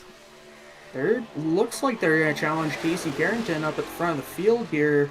Maybe not this time, but side by side, rows 2 and 3 now. So definitely working out the way I said it would. I'm actually kind of surprised that's worked out better than I thought it would so far. Of course, now it's going to lock bumpers, those front 2 trucks, and going to create that gap once again. They fall back to the 3rd row. But definitely still right there in the fight and showing that they're willing to do what it takes to go for the win here tonight. So we're coming back to 9 to go this time by. With that being said, just 9 laps to go. That means just 9 more laps to get your votes in for the most popular driver here tonight as we get a caution. Caution comes out here. We'll have to look around and see what caused that, but that changes everything.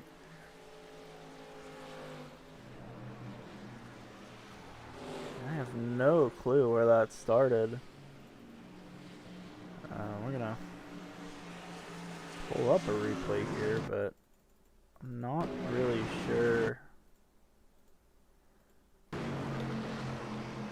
where that was.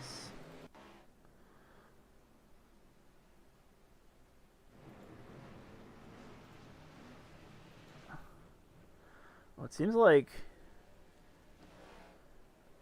a 92 truck of Daniel Giroux's been out of it for a while. He's got damage, but I'm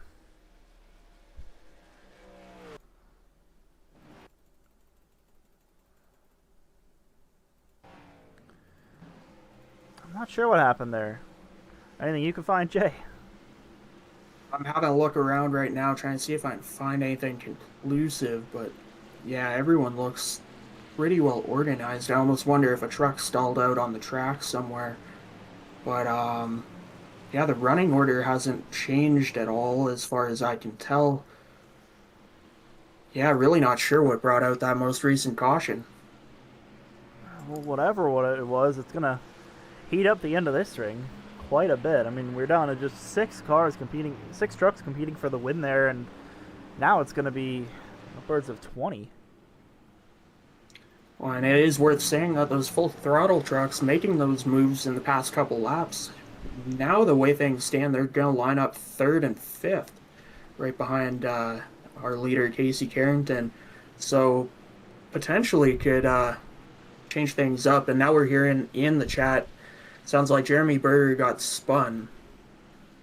So I'll see if we can find any look at that, but that's what we're hearing.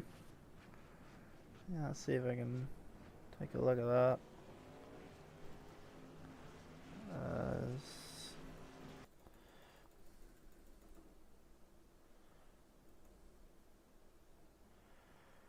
No. See if we can find anything on the replay here. Looking at his truck, minimal to actually no damage it looks like, so must have been a harmless spin. But yeah, we do apologize. iRacing is not very friendly on some of these bigger tracks, no matter what you set your graphics to. Yeah, unfortunately, if you're looking at one end of the track and the other end, there's an incident at the other end of the track, iRacing does its best to load as much as it can, but not put too much load on the users here, so the other side is not loaded in. So a harmless spin for Jeremy Berger will bring this caution flag out with just a couple laps to go. Berger, one of those in the 3rd pack, I believe, who really did need a yellow to have another chance at this race and have a good finish here. But yeah, well, if he had no damage, then it might be all right for him. Might be perfectly what you wanted here. Is he'll get another shot at this thing, and we know how good he is when it comes to racing up front in the big pack and going for it all. He's very strong, very good at finding a way through. yeah, absolutely. Real quick, I'd just like to take a look through the field as they currently sit. Currently, Casey Carrington, as we've talked about, running up front, having a really good night, absolutely dominating this thing as it stands. Teammate Mitchell Mark in the 82, running in 2nd. Full Throttle Motorsports' very own Joseph Smith was up to P3 right before that yellow came out. Craig Martin running 4th, another one of those All-American Cup Series sponsored race trucks. Matthew Wood running P5, Dylan Rosenberg 6th, and that was the end of your lead pack. 2nd pack now caught up. It's a row of Cornwall Barbecue Sauce sponsored race trucks of Logan Hamilton, Randy Cornwell, teammates at TI Racing. Chase Lafort, Bryson Bird make up row 5 on this restart. Bryson Bird doing quite well given his injury at the moment. Then in P11 it's going to be Stephen Melnick, P12 Nick Aricchio. 13th is Aaron Beaver and Michael Saylor behind him. Dom Russo in 15th. Jeremy Berger will be out 16th after that incident. Got a few more on the lead lap as well, however. It's going to be a far stretch for any of those guys to drive up through the field and pick up the win here tonight.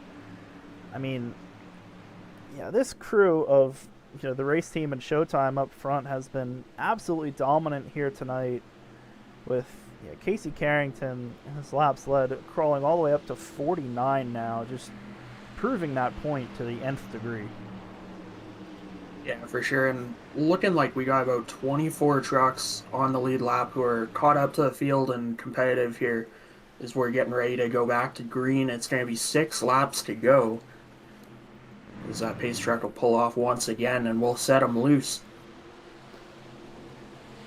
We're going to come back down to the Cornwell Barbecue Sauce restart zone. Once again, these guys have been firing early all night, and we're going to fire early again.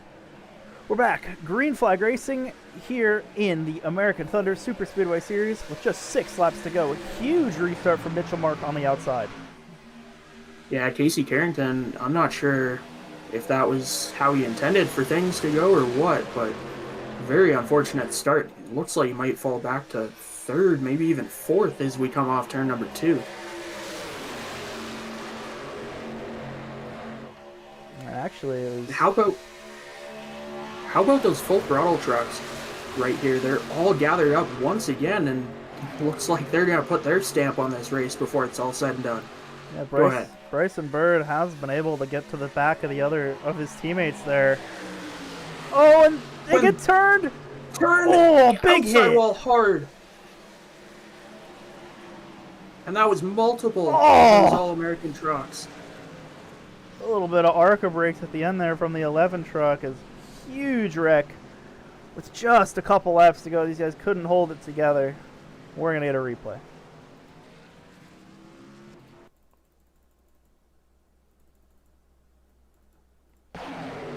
The 91 and the 53, the 22, looks like gets in the back of the 91 there. Have a look. This happened right on our screen.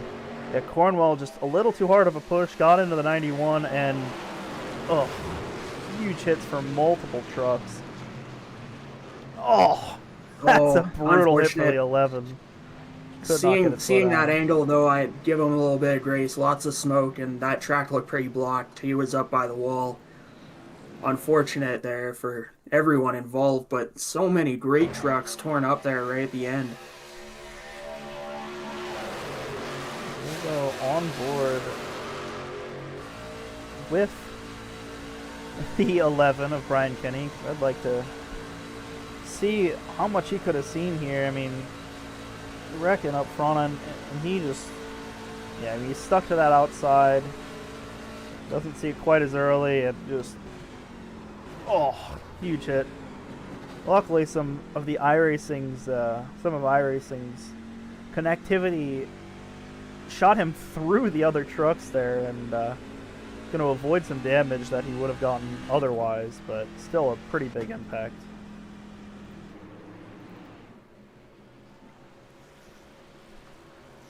Looking at the point of view, Logan Hamilton, that came right up, right on top of him as well. Unfortunate for him, he had a great run tonight. That Cornwell Barbecue Sauce 44 truck, he gets caught up in that as well, and loses that right front fender, it looks like. So unfortunate for him, gonna have to go get some repair after that one. But yeah, a lot of really strong trucks tonight torn up there. Casey Carrington, though, head of the whole thing. That being said, I mean, that took out a couple of his teammates, and look what team is right there to pick up the slack. It's Joseph Smith and Matthew Wood for Full Throttle Motorsports. Yeah, absolutely. And those trucks looked like they looked very threatening there as we were getting into 3 and 4 before that incident.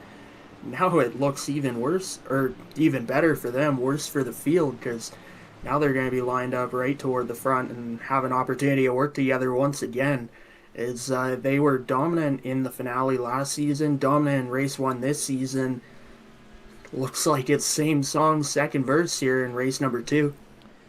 Yeah, I'll tell you what, Morris Heating and Cooling made a really great investment in investing into these guys, as they've been up front week in, week out, and getting a ton of advertising for that brand.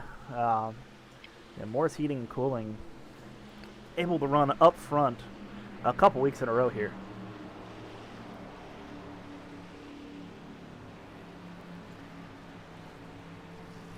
believe we are coming back to 1 lap to green here as we wait for the pace car to turn those lights off and get these guys on their way. Just 3 laps to go at the line, so this is going to be an unofficial green-white checkered finish attempt.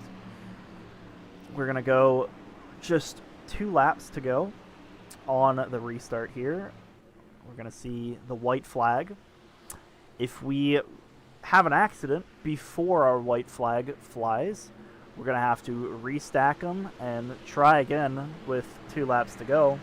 However, if they cross the line after the white flag has been displayed, after they cross the line with the white flag in the air, it's race into the finish. There's no yellows. They could wreck, they could have the big one, they could put 20 cars over the catch fence. iRacing doesn't care. It's first one back to the line. And we're going to see Casey Carrington as we get the 1 to green. He's going to choose the top lane and get the help from his teammate, which at the same time will line up those 2 full throttle trucks on the inside. So might be a little bit of tag team action here. And, oh, speaking of full throttle trucks, that other one on the apron just got off pit road, but he had a lot of smoke coming out the back. Just trying to limp it home, it looks like. But yeah, we're in for a hell of a show here as we get down to the end. Couple teams up front, but lots of hungry trucks right there behind as well. And I think we're in for a great finish here tonight, Josh.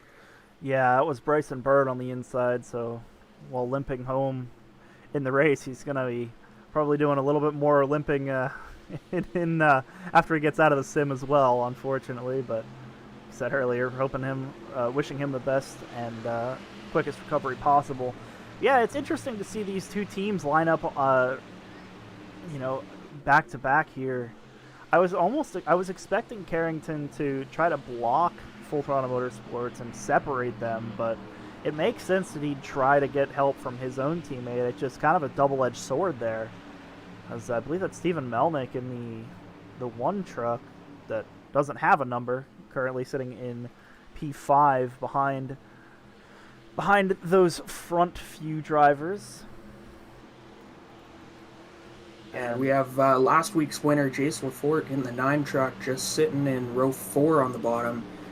He could have an opportunity here at the end. I mean, we're probably going to see some 3 wide, maybe even 4 wide coming to the end. And if he had shuffled his way forward, he could go back to back.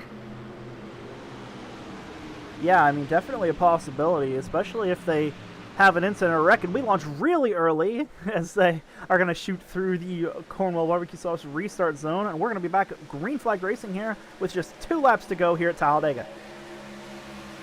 Yeah, a really good start there, but Casey Carrington gets away long before everyone else, and this could create a bit of an accordion effect with the whole field, as all those guys further back are going to be pushing with everything they got to try and get caught right back up. We'll see how this plays out as we get down to the end. And Nick Uricchio on the outside there actually clears both of the Full Throttle Motorsports trucks. It's going to be a 3-truck breakaway. Casey Carrington led all day, still up front with just a lap and a half to go, going into turn 3. Mitchell Mark, his teammate, pushing him behind. And 63 truck Don Russo going to go all the way to the high side further back there, but that's going to be 3 wide, and they might all stall each other out. As those top 3 come off turn number 4, and they're going to come back to the white flag. Casey Carrington leading the way. Caution out. Oh, they wrecked again. Oh, and there it is. Oh, huge impact for one of those trucks.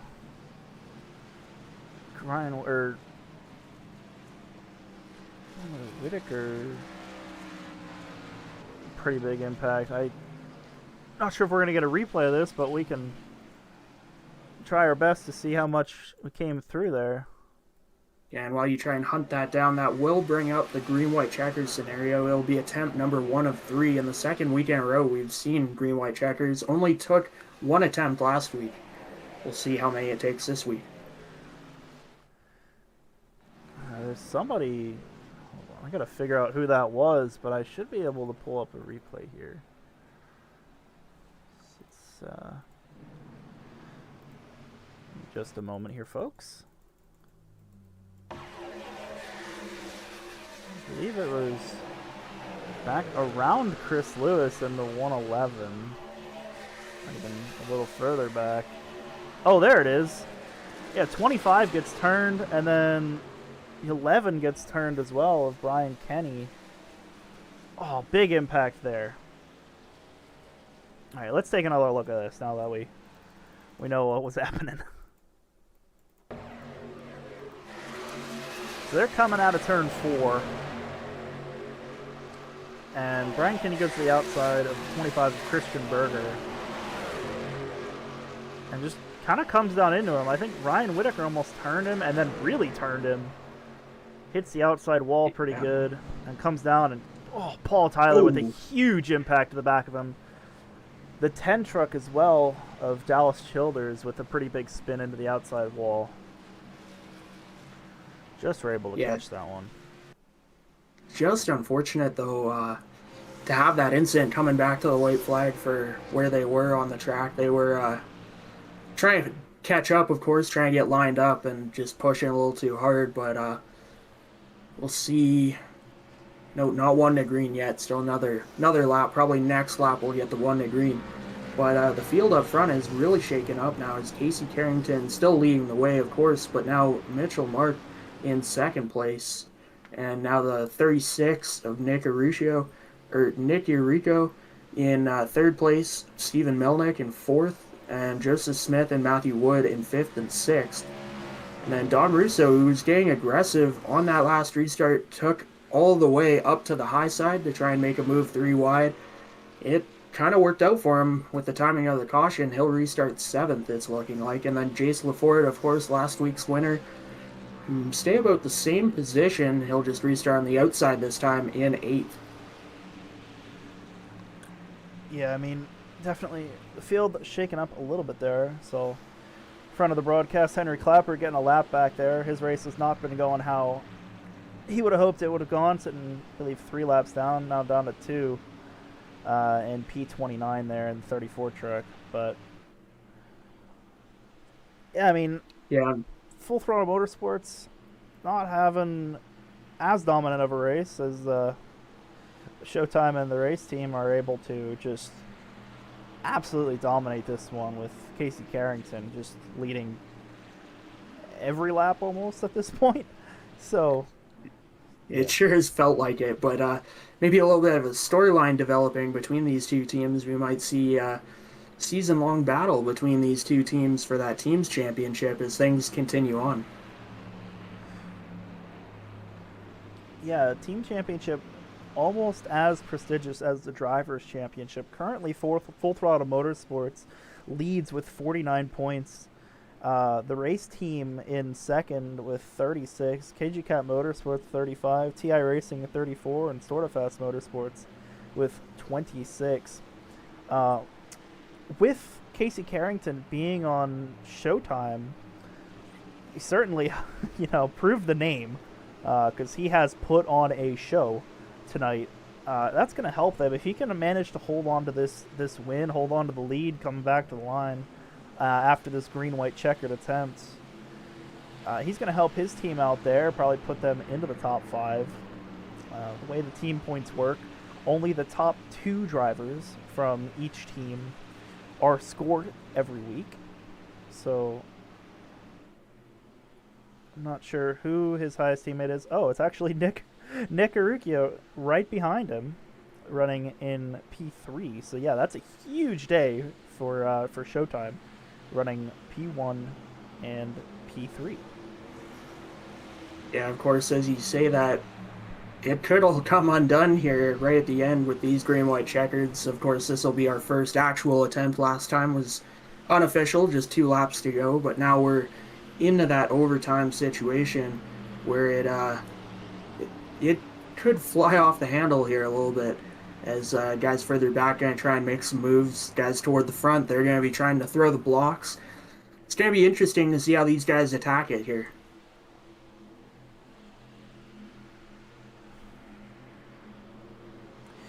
For sure. It's going to be our first official green-white checkered attempt. We had the earlier one with these guys launching so early all night, I'm sure they're going to do it again. And I'm also sure that it's going to catch some of these guys in the mid-pack out. So we'll expect to see the field separate just a little bit here and see if the team Showtime and the race team can get it done here tonight. With just 2 laps to go at the line, go through the Cornwall barbecue sauce restart zone, and they're wrecking behind on the restart. Green flag does come out. Maybe could cause a caution, but so far still green. Huh. Caution now out. Yeah. So like you said, they've been jumping early all night long, and now right there, it seemed like guys further back were trying to predict that and started going far too early. As we'll get a look at the replay and see what happened once over. But yeah, it just looked like some guys were firing off and right into the back of each other. Yeah, right there, and I think Jeremy Berger kind of got the worst of it. Yeah, I mean, big hit from Jeremy Flanagan there. That's actually going to take out the 97 of Aaron Beaver as he loses the right front tire. Yeah, hard impact right there, actually. From the Jeremy Berger 21. See if we can see what happened from this camera angle. Yeah, it was just a stack up. And honestly, you couldn't even tell who was going and who wasn't there, so. Yeah, I gotta think that the guys further up front were being a little more patient. Of course, Casey Carrington controlling the start, and it's his right, but definitely playing a little bit of games there to control the field and have his stamp on the race. But right there, you see some guys were trying to play it up and, you know, the roll up to the zone and roll up to the truck in front of them, and, well, they just weren't going yet. Yeah, unfortunately, you know, when you're jumping like that the whole race, I shouldn't say jumping, that's the wrong word to use here, but when you're going in so early after the pace car rolls off, waiting that long like that is almost bound to lead to an incident like that. So while it works out for Showtime and the race team, it is unfortunate for the rest of the field. Yeah, definitely not what we wanted to see on that first green-white checker attempt, but still 2 more remaining if necessary. So we'll get another go at it right here pretty soon. Gonna have to pace around a little bit though. As the pace truck, they had to go all the way around the racetrack to catch back up to it with the timing of that caution flag. We're gonna pace again for a few laps here, and yeah, I mean, just an unfortunate stack up there. It's gonna be who's that out front? Is that Rosenberg? It's showing yes, Dylan Rosenberg in front of the field, but he is, I believe, multiple laps down at this point. Should be set to be waving around or lucky dog here. Okay. Yeah, I know he was up front earlier, and I didn't think he got back up front, but yeah, taking a wave around there as Lucky Dog will go again to the 34 of Henry Clapper. In the So it looks like that SRN 91. car. Looks like the 91 Rosenberg will wave around when we get the 1 to green here. Which, of course, always interesting when you get those restart crashes and the caution comes out so soon. Can mix up the field a little bit as positions get a little messed up, but it looks like, aside from that, everything is still pretty much in order here once we get back going. Yeah. And unfortunately, no one wants to wait under these long caution flags, but I mentioned it twice already, but the caution flag leaves more time for you, as the fans watch it at home, to go and vote for your favorite driver in the comments. Put your driver's name in a comment, and it will get counted towards a 5 bonus point prize that the driver with the most votes will receive at the end of this thing. And Rosenberg down pit road there, so he won't be waving around that time. But yeah, make sure we get those votes in. Of course, 1 vote per person, or per account rather. And right now it's still looking pretty close, but that 5 bonus points could be very valuable for one of these drivers. We'll announce that after the end of the race.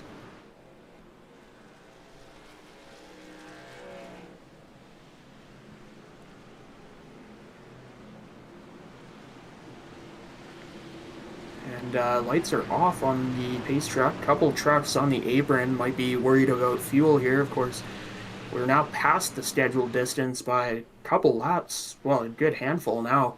The scheduled distance was 70. Now we're up to 76. Of course, many of them under caution, but still, if you were right on the number, you're maybe a little nervous. And those guys on the apron trying to cut the distance, pushing in that clutch, and saving a little bit of fuel so they can have everything when it comes down to the end.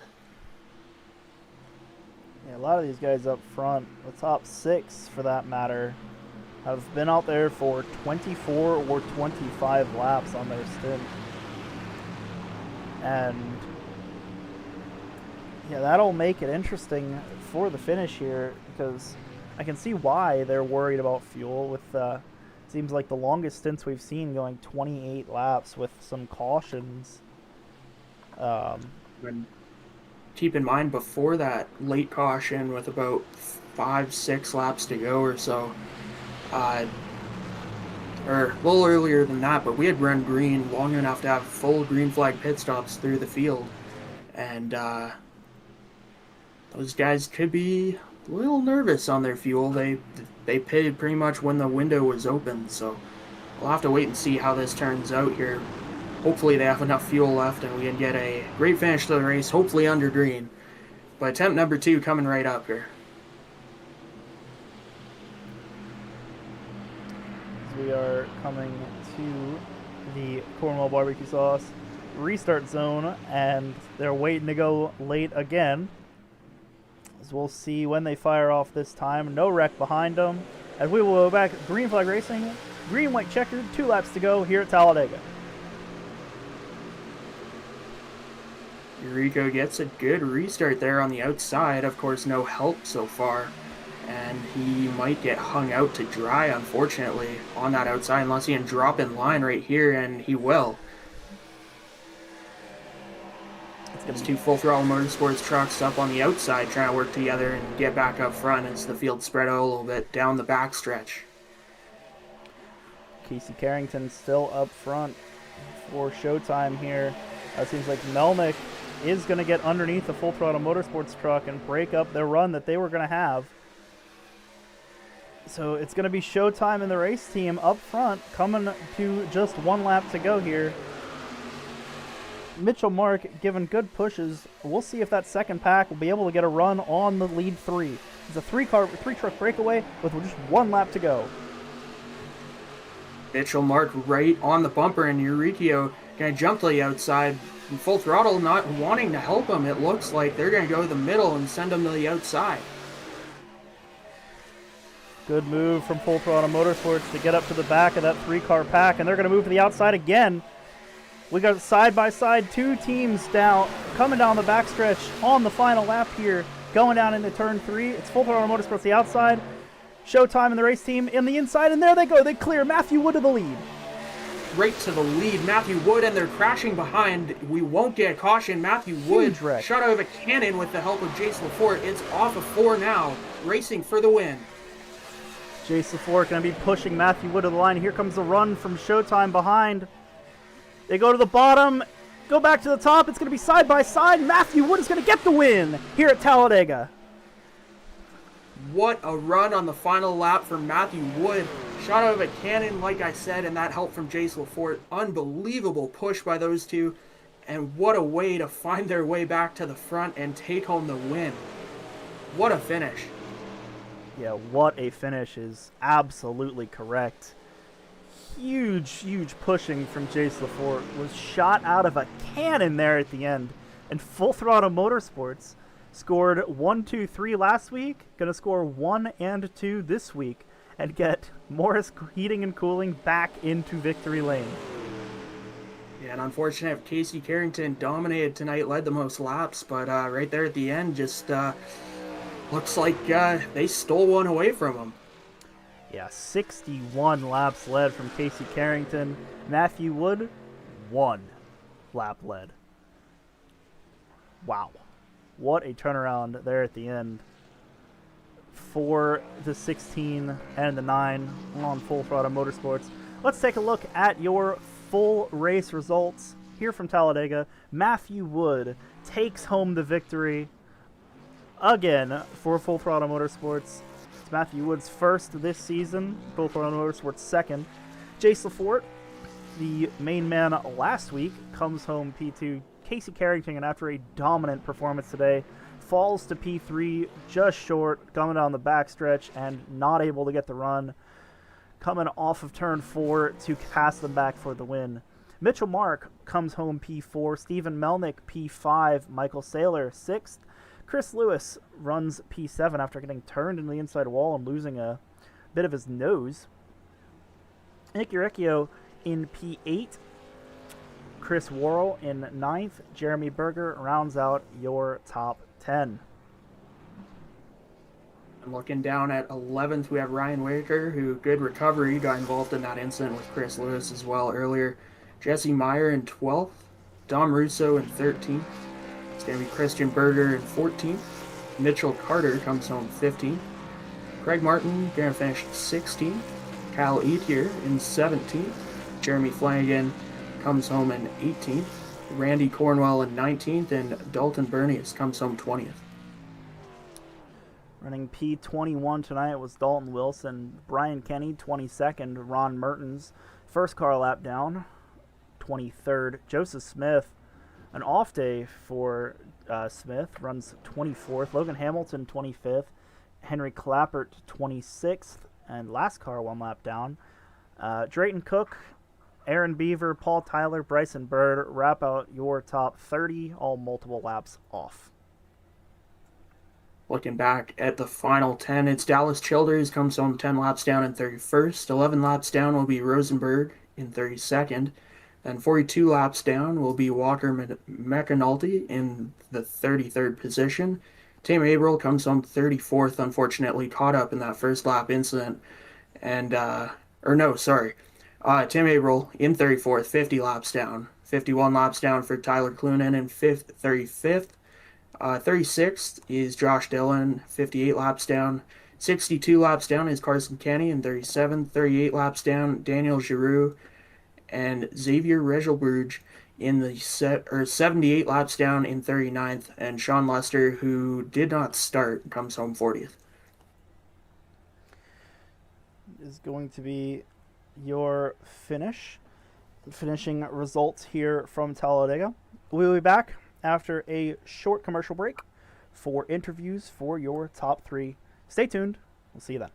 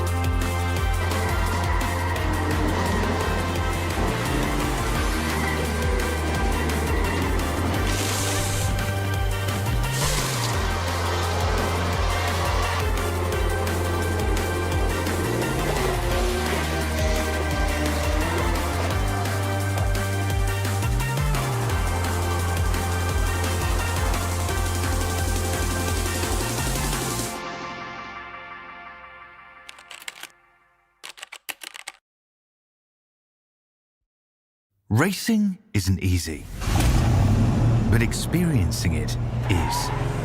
iRacing puts you in the driver's seat with the industry's leading sim racing game. Drive on laser scan replicas of the greatest racing circuits from around the world. Go head-to-head against other drivers chosen by skill-based matchmaking to ensure competitive racing at every level. Compete across all your favorite series. In officially licensed cars, engineered to deliver the most accurate driving experience possible.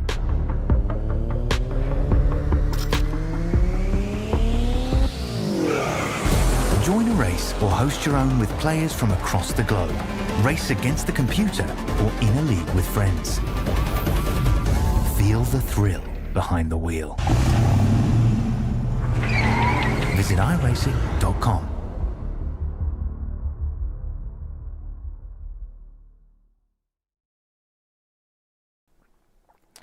I'm going to welcome you back to Talladega in the American Thunder Superspeedway series.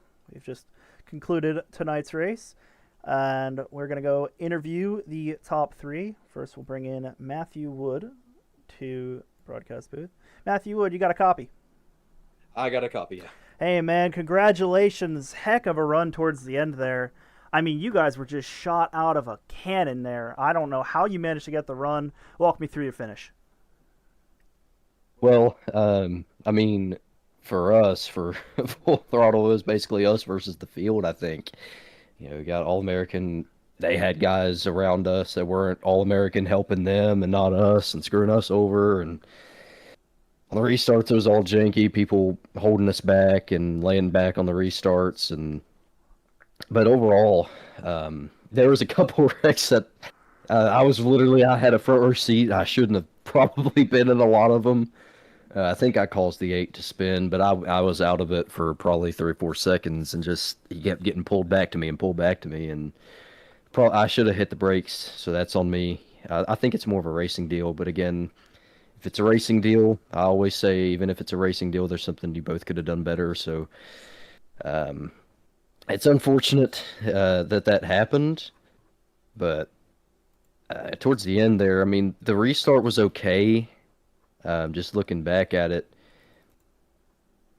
just everyone kind of just got jumbled because they were doing a very nice job of catching the about probably 5th, 6th row and on back off guard. So that gets everybody spread out. So me and Jace were able to kind of get linked up. Unfortunately, Joseph ran out of fuel. Then we got past the first guy. I knew it was going to be a struggle if it was just us two. And then one of the All-American guys gave Jace a arrow push, which he then got off of him immediately, but it was enough to get us going somewhere. And then I was able to get around Nick. Nick trying to block me was probably what won us the race, because that left only 2. And then we could go the ladder from top lane to bottom lane, get a huge run. Jace is still pushing me. And then I just side drafted. I expected a block, but again, just an incredible job from Jace. I got to thank him and all of Full Throttle. We did an incredible job tonight against what we had. Moore's Heating and Cooling, our sponsor, Gorwell Barbecue Sauce, you guys for what you do, anybody who supports the broadcast as well. Like I said, last week was the first time I saw it. I'm still very impressed this week as well. Unfortunately, we couldn't get much green flag racing in the first half, but for what it was pretty exciting when it was green. All of the teammates that we had tonight. So, again, Full Throttle did a great job tonight. Of course, we came on strong at the end.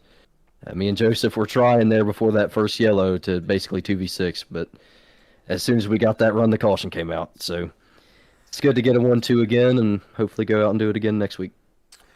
Yeah, before I let you go, that was a heck of a battle you guys were putting up against them. How much momentum is this going to create for your team in Full Throttle Motorsports to try to pick up that team championship with scoring essentially first, second points with about 2 weeks?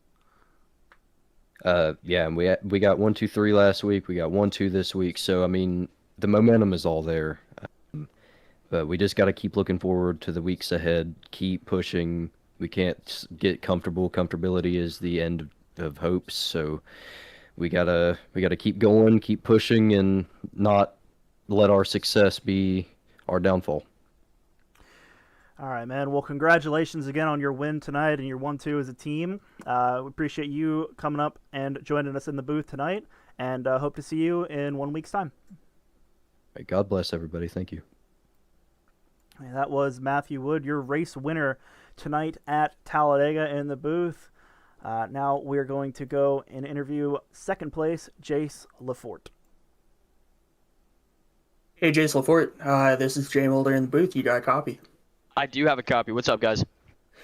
Well, what an incredible finish for you guys there, just to get that run, and looks like you faked them out a little bit and took off on that high side. How do you guys get it done? And, of course, congratulations on another 1-2 finish. Well, first off, thank you. I appreciate that. Man, talk about adversity with a couple of guys being out, and then, basically essentially having full throttle against the entire field. We just had to work hard, and I think this performance here, this execution, execution has been the word of the entire season, and I think it proved true today about how we can still manage to get things done. On that last restart, honestly, I was just gonna stick to Wood the entire time. I knew I didn't have enough to get up there.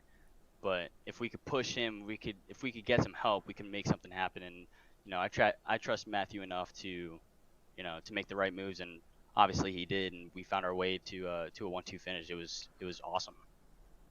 Yeah, for sure. It was really exciting to watch you guys come up through and cut through all those guys, get up toward the front, and make that pass for the lead on the final lap there at the end. Coming off the win last week and now second place this week puts you in the lead of the points as well, I believe. Before we let you go, do you have anyone you'd like to thank? Well, absolutely. First of all, huge thanks to God for allowing me to race, to helping me to be healthy and race with these guys that are just relentless. These guys put up a fight every single week, and just so thankful for them. A huge thanks to Morris Heating and Cooling for hopping on board this season. We starting off the season with a 1-2-3 and then a 1-2 finish. I think it proves how fast these sponsors bring these trucks into these races each week. So a huge shout out to them. Shout out to Cornwall Barbecue Sauce for sponsoring the league. Chris Lewis for making an incredible league and growing it like he has. Just a genuinely enjoyable to race every single week, and just a privilege. Huge thanks to you guys for putting up with all this chaos. I know y'all didn't get a good green flag run at the beginning, but hopefully we made it a good show. So I'm looking forward to watching it back. Huge shout out to Full Throttle Motorsports, even for the guys that aren't here. With Nick Wheeler gone and Quentin still working with those stupid steering issues. We'll get them in a truck soon, hopefully. But Joseph Smith, I got to give an extra huge shout out. He was up front the entire race, ran out of fuel and couldn't make something happen at the end. So it's really just a strain of bad luck for him. But he's gonna make his way up to the front. He's gonna win one of these. I can almost guarantee it this season. Huge shout out to Bryson Bird as well. It's his first season in the league. Still getting some good finishes. Obviously, he's doing his best with, a torn right calf. So we both got into wrecks that we shouldn't have come out okay with, but we got our cars fixed, and we made it out there alive. So just a huge thanks for everybody that supports us. Hopefully we got one of our 6 drivers as the fan vote. But I'm looking forward to watching this back, and just a huge shout out to all the supporters that help us through this season. Yeah, for sure. Thank you very much. It was incredible to watch, and we'll catch you next week at Pocono, I believe. It's Pocono. Oh my, that's gonna be an interesting race. That hasn't been raced in the series yet, so I'm gonna be very intrigued to see how we can make our way up, because we're on a good strand. We got to keep the momentum going.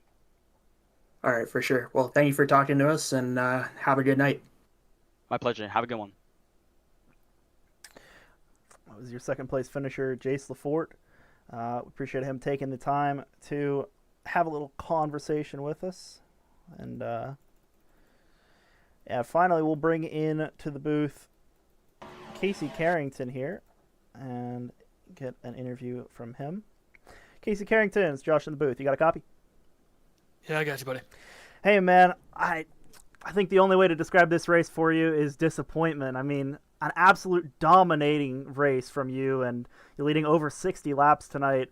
What kept you from getting it done?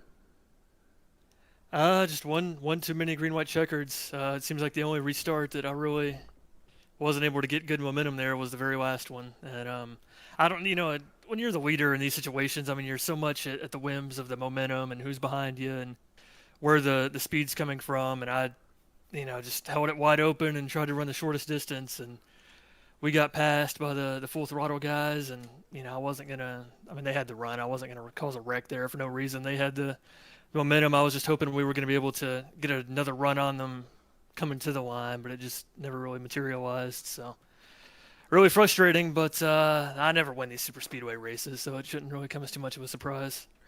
Yeah, I mean, we saw you have a real good run for the most part of last week, and then an even better run this week. So, I mean, I'm sure your time is coming. And was there anything you could have done to try to get a bigger run on the end? I saw you got a run. It just wasn't quite enough to get by the front two. Yeah, I think behind those front two, everything was just so broken up because people weren't really sure what to do. Some people were going for themselves. Some people were trying to help others. Some people were dropping back. Some were, moving forward. But, I mean, I don't know. I mean, we were playing so many restart games there, going early, going late, going somewhere in between. It's like I was talking with them in the waiting room. I don't think there was anything we could have done on that last one that would have taken them by surprise. So I just wish that, we were, I think, in the tri-oval on one of those green white checkers coming to the white, and the yellow came out probably 100 yards before the white, and I just wish that hadn't happened because that was really probably our best chance. After that, like I said, the gig was up on the last one. They were going to get the run, and I think they might have had a little more help on that last green white checkered versus the others, but really disappointing either way. Yeah, well, look at the bright side here. I mean, led a ton of laps, still got a podium out of the whole thing. Who do you got to thank for this performance tonight? I got to thank everybody with Showtime, the race team, Kaiju Cat. I think there's a fourth. I don't know. We got so many drivers. I think that's part of our problem is we got too many cooks in the kitchen. But shout out to everybody that, and that crew. Shout out to you guys for doing the broadcast. Chris for doing the week. I don't know who all the other admins are. I think Jace is one, maybe April. But yeah, like I said, just hopefully have a couple fewer cautions next week, and maybe we don't get full throttled there at the end, and we can actually come away with the win. I like that term. I might have to use it next week in the broadcast. Yeah, next week head to Pocono. So, are you any idea of strategy or what you're looking to do there? I mean, you'd like to think that it's going to be a little more, less super speedway style, a little more skill racing, but it's Pocono in the trucks. I mean, we're probably going to be in a pack anyway, right? So, I don't know. I haven't run these trucks a whole lot since the new aero update a year or so ago, so I'm actually curious to see how it's going to go for us going to tracks that don't have 30 degrees of banking or whatever. That's for sure. Well, we appreciate you taking the time to talk with us here tonight, and congratulations on your third place. I know you wanted more, but still came home with the podium, and yeah, we hope to see you back next week. Yep, I'll see you guys then. All right, thank you. That was Casey Carrington coming up, taking time to interview with us. An unfortunate, disappointing day for him today, but still comes home with a podium after leading upwards of 60-something laps. Yeah, absolutely.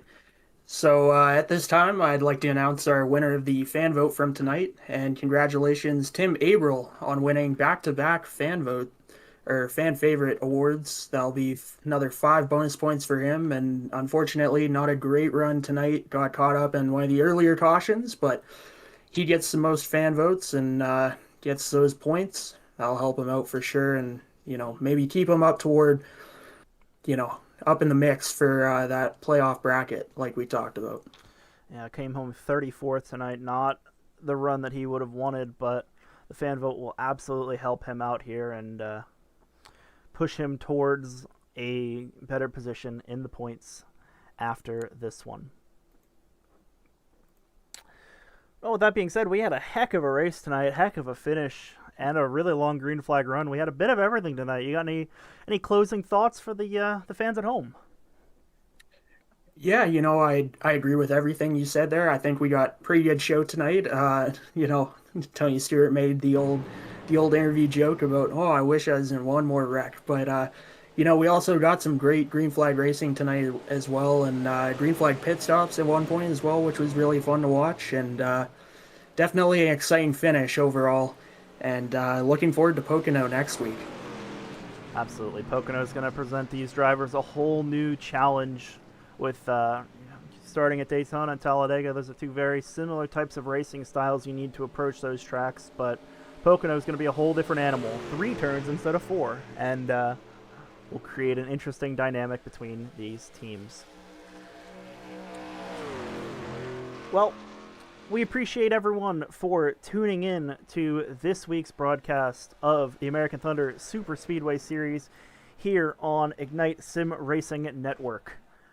Once again, we hope you all show up for next week and come watch with us again. And you appreciate the broadcast. Hope we put on a show, and appreciate all of the support from all of you fans. That being said, we will see you next week at Pocono for the 3rd race of the American Thunder Super Speedway Series. This is Josh Patterson and Jay Mulder from the Ignite Sim Racing Network booth, signing off.